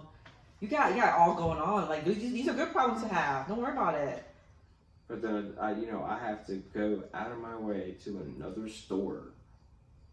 You don't have to just And get the then- fucking and- 16 ounce. And then the cooler's not that cold. What the fuck? What's wrong with you? They're already like $19 a can. I want it to be cold, and I want a 12-ounce one. It's not that fucking hard. So what's your tip to being a good comic or stand-up? With your experience so far. Don't worry about what your friends think. Oh, fuck them, right? Yeah. Or what your family thinks. Because nobody's gonna get it. Well, Nobody's they're not gonna- doing it. It's not Nobody's gonna understand. because they're not doing it. Yeah. Right? They say, No "Oh, one I knows could do how it to, better," like- but have you done And it? they're like, "Hey, are you making any money?" And you're like, "It doesn't work like that. Like, you got it." And they're like, "What?" And you're like, It's a hobby. Never mind. It's a hobby until you make money. from Exactly. it. Yeah. So like, make your hobby. It's tough to explain it to them. It's like because their generation, like their job, that is their life. They're like, yeah, like I said, like you ask them, "Who are you?" And you're like, "Oh, I'm a mechanic." No, that's what you do for a living. Like, who are you? It's an They're American like, American thing. What? It's an American thing because if you go to Europe or something, you ask them, "Oh, what you do?" They're like, "Oh, I like to draw. I like to do Yeah. stuff like that." So Like, who are you as a person? I don't give a fuck what you do to pay your bills. You know, who are you as a person? yes, so it's interesting, but yeah. See, what other question I have for you? I should come on as an interviewer. Because you can come on in seconds. There's no limit to how many times people come on. No, I want to be like come here and like interrogate people. Like, hey, what's You up? should. So how many You like should dead catch them in a bodies? lie. Huh? Catch them in a lie. Catch them in a lie. How do you do that? Just like ask them, like keep asking them questions, but ask like a question that you already asked, but in a different way. In a different way. Okay. Okay. So what's wrong with you? What's wrong with me? Yeah, when it comes to dating you. I love comedy. That's my first love. I love comedy. I love what I do. I love entertainment. And that comes first. Right now. That comes first. And it is what it is. Don't you want like a family and kids one day? No. Oh, for real? Damn. No one I know is like really happy with their wife and kids. What they strap them all in. We to shouldn't go to- compare though. We shouldn't compare. They strap them all in to go to Applebee's on Friday so they can cram mac and cheese down their necks and then watch Shrek 3 and then pass out on the couch. Fuck that. I don't know. Some people is that. But their that's juice. different. I mean, that's, you know. There's their juice. Like, but yeah, how would you make this? What's your vision for the show where it comes to like viewers? How many viewers is your target? I know like a lot of people on Facebook and Instagram and stuff like that. Like it's weird. I have such a long, crazy, wild like timeline. Like played college baseball, then I sold drugs, then I did this and did that, bam, bam, bam. Like I had a different, like I know a lot of different people and like a lot of different, I know a lot of fucking people. Is that a good thing or a bad thing? I think it's a good thing. Mm-hmm. I really am a firm believer, and I don't care how smart or talented you are. If you don't know the right people, you're not going to be seen. That's why I try to do. I try to get exposure to me Yeah. and to my artists so that people. That's know. why I don't judge. Like I keep an open mind about everything and everybody. Like I don't close myself off to anybody because you give me those opportunities around the corner. You never know. And if you just want to stay in that bubble of go home every day and have a ham sandwich at lunch every day and cut the grass on Saturday and watch football on Sunday and do it all over again, then don't worry about it. But I like to advance in life and keep progressing. That's just me. You think Sean would be mad if I start a business with Courtney at his gigs? You have to ask him, talk to him first. I know. I wonder what he would say. You have to talk to him about it first. I don't know how stuff like this happens. You know what I mean? Like how do you like talk You just gotta start. First things first. Show up every week and do comedy and show we're committed to it. That's why he keep on telling me. I've been doing it. That's really all I can tell you is keep writing, keep getting on stage for a while. I don't know about the writing part, but you can listen to my advice or not. I could do like bits. You need to write or put it in your phone or something. I haven't figured out how to get what media I could use to. That whole notebook is filled up with shit. My dear sweet mother bought me. You know what? Let me go grab Your it. dear sweet mother. Are you a mama's boy? I'm actually kind of a little bit of both. Okay. You're the only child. No. Well, I'm my dad's only child, but I have a half sister. But fuck that, she's my sister. I don't consider her as a half sister. She's my sister. I'm one of us. I think 7 or 8 children. But I got this. My mother got this for me for Christmas. She knew I was doing stand up. That's another white culture thing. Notebooks. She got me this just because she knew I was writing. I write comedy, and this thing's full of fucking all kinds of ideas, jokes. Yeah. Jokes. That was a cool Christmas. But it was funny. Like I pulled all that shit out. I didn't know that she got it for me, and I saw like pens and notebooks. I'm like, did you just like rob the supply room in your office? And you're like, Merry Christmas.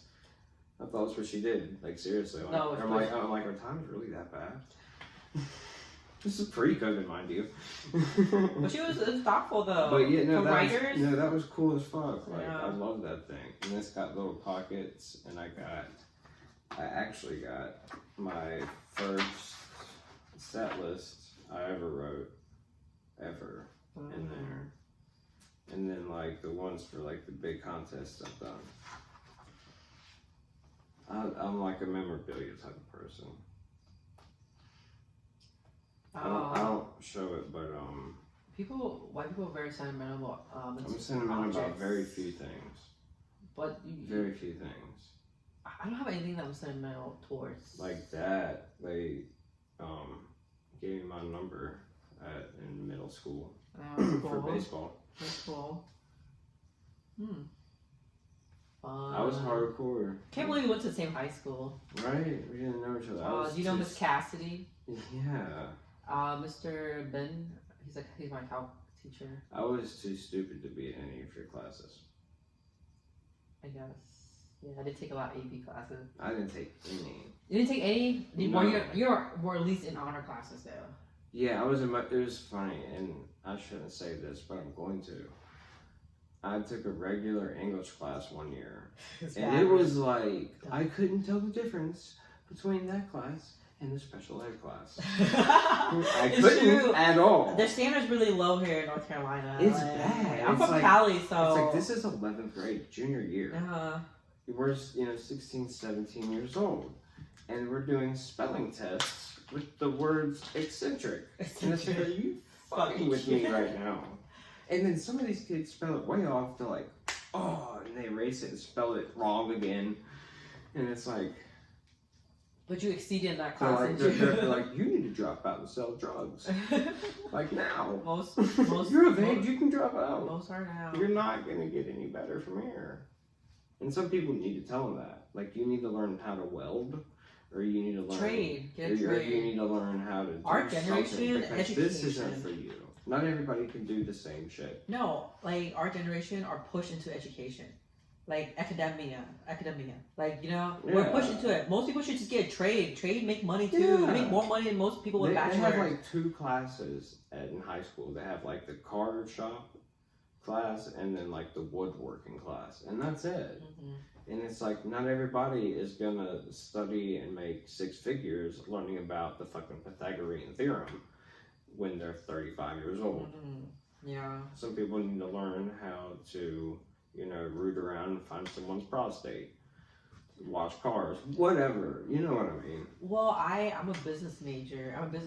And like I think school is always a fun thing for me, but I wasn't doing it the right way the first time. So I do have my bachelor, but I really want to go back to school for psychology, become a psychiatrist. Mm. Like in the medical field, though, you know what I mean, the one that writes the prescription and stuff. I think like the Yeah. neural, like You brain stuff. want to like go underground and start making bank off OxyContin, like the good ones, the ones you could still smoke. Well, no, I think I'm more going towards like the clinical side. It'll be fun, but right now it's just like, I think it's like I won't have put too much energy into it. So whenever I'm ready to go into it, I will. But it's a very, it changed from business to psychiatry. It's a 180. So Absolutely. I mean, there's like the rules and guidelines are like fucking no. English and Japanese. The fucking difference. Oh yeah, I never thought of going to science, yes, degree, but people should not go to college right after high school. They should get like 1 or 2 years of like working trading or Like a something. tech school or some shit like that. No, if they want to go, Some people can handle it. some people would just work. Yeah. Some people work.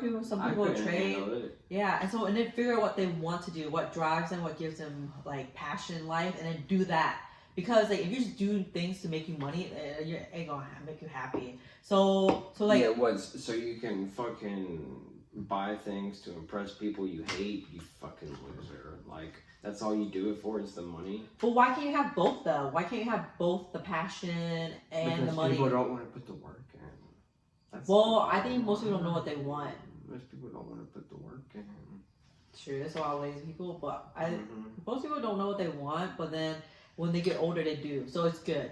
But you shouldn't push education on people that young. Especially They not have the to- same cookie cutter type. Like exactly. everybody, like people are different, and it sucks. Like they're not gonna, and it takes money. Like it really takes money to be able to change that system, and they're not gonna get it because they're gonna dump it all in the military, and they're gonna give it all to fucking people that don't need it. And it's unfortunate, but it's the way it is. We're gonna keep getting dumber as a country. Mm-hmm. I think so, unless things change. Things are changing. Well, anyways, you want to ask me questions before I leave? Yeah, we are getting ready to wrap out. We're getting close to 3 hours. I know this is stupid. I wasn't planning to. be I here. wasn't either. This. I need to go home. I need to work. I know this is gonna take me forever to edit this down. Huh? It's gonna take me forever to edit this down. It'll be easy. Just cut out all the parts you don't like. I'm gonna try to smush it down to 1 hour. 40 minutes. 40, 45, 40, 45, something like that. Yeah, we have a lot of bullshit content. You have to We keep do all have that. a lot of horse shit. You're Yeah, right. so it is a date after all, just trying to It get to know is. each other. But you should do more of that, where like you actually get people to know you. You know what I mean? It's one thing to know the guest, but you have Yeah. they're here for you. They're here for your personality. You're the product. I like that. Yeah, so Yeah. it doesn't. That's what They're here for my show. Mhm. I like that. Yeah, so make it more about you. Be more narcissistic. That's what I do with my artists. I think I can do that. Yeah. I'm pretty sure I can. Sell do that. yourself. Yeah. I don't need to sell myself. It just sells for itself. But I need to sell other people. Like people ask me what I do. I say I sell people. Like what? Yeah, I sell people's personality, their dreams. talent. Yeah, sell people dreams and put value on it and make it monetize it. So, okay, one more cigarette. What's your question? Do you have any? And I'm curious, and I'm sure people What's love the this. lighter? Just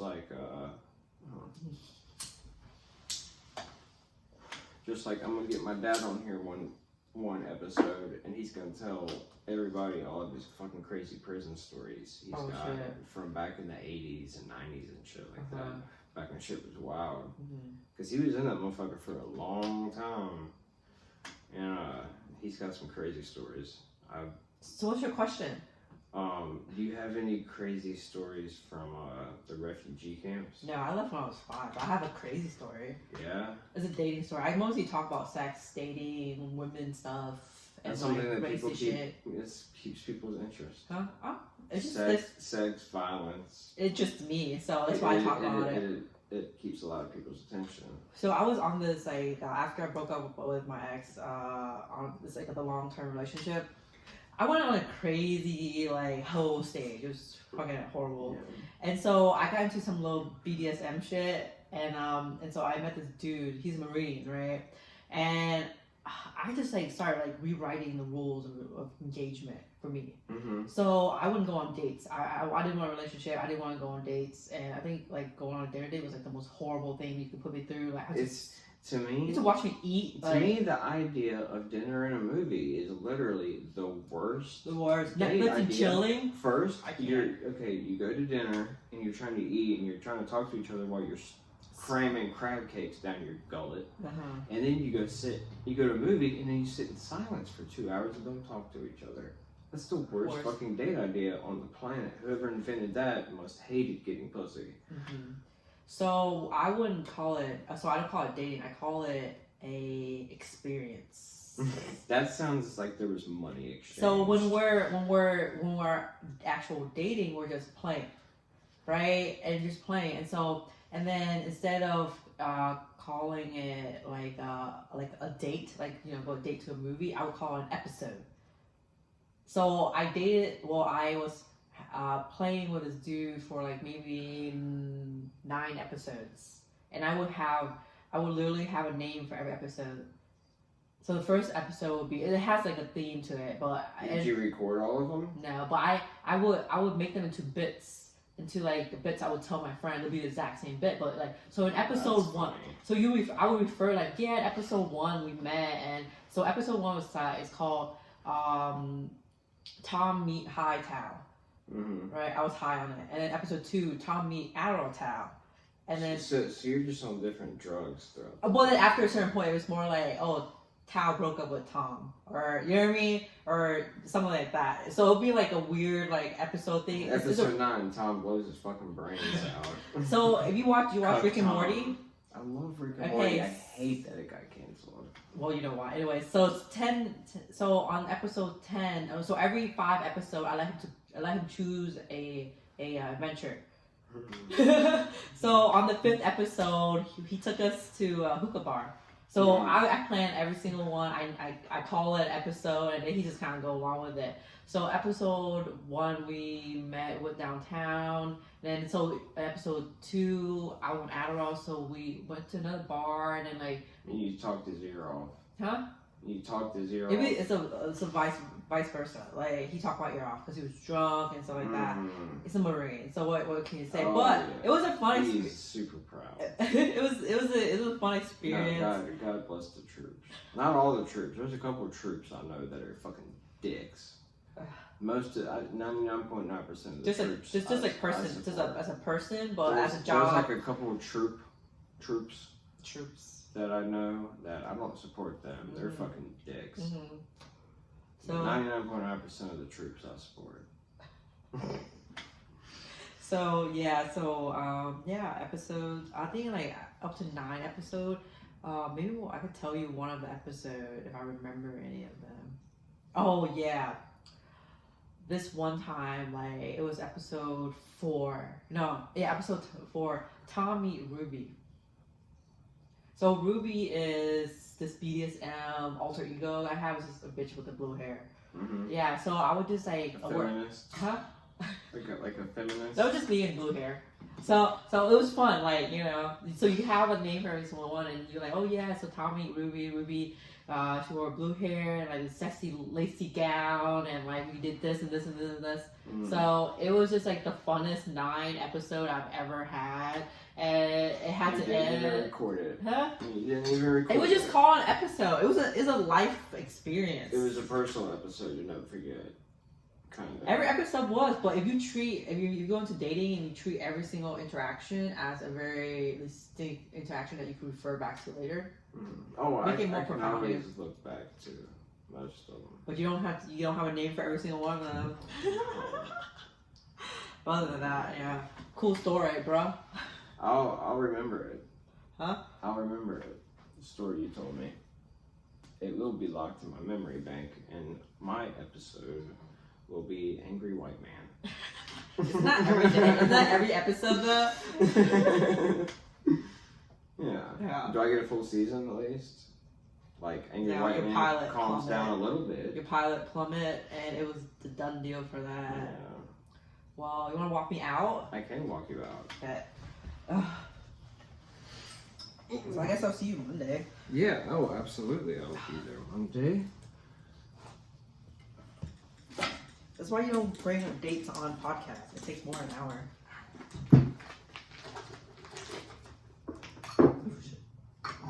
And I really need to stop smoking, so being around you might not be a good idea.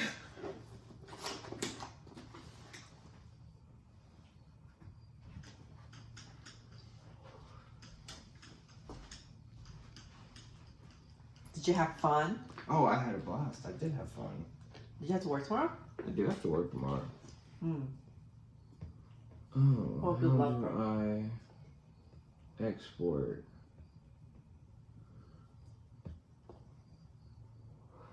Oh, okay. Actually, I have a listening party this Saturday if you want to come by Yeah, where at? at my house.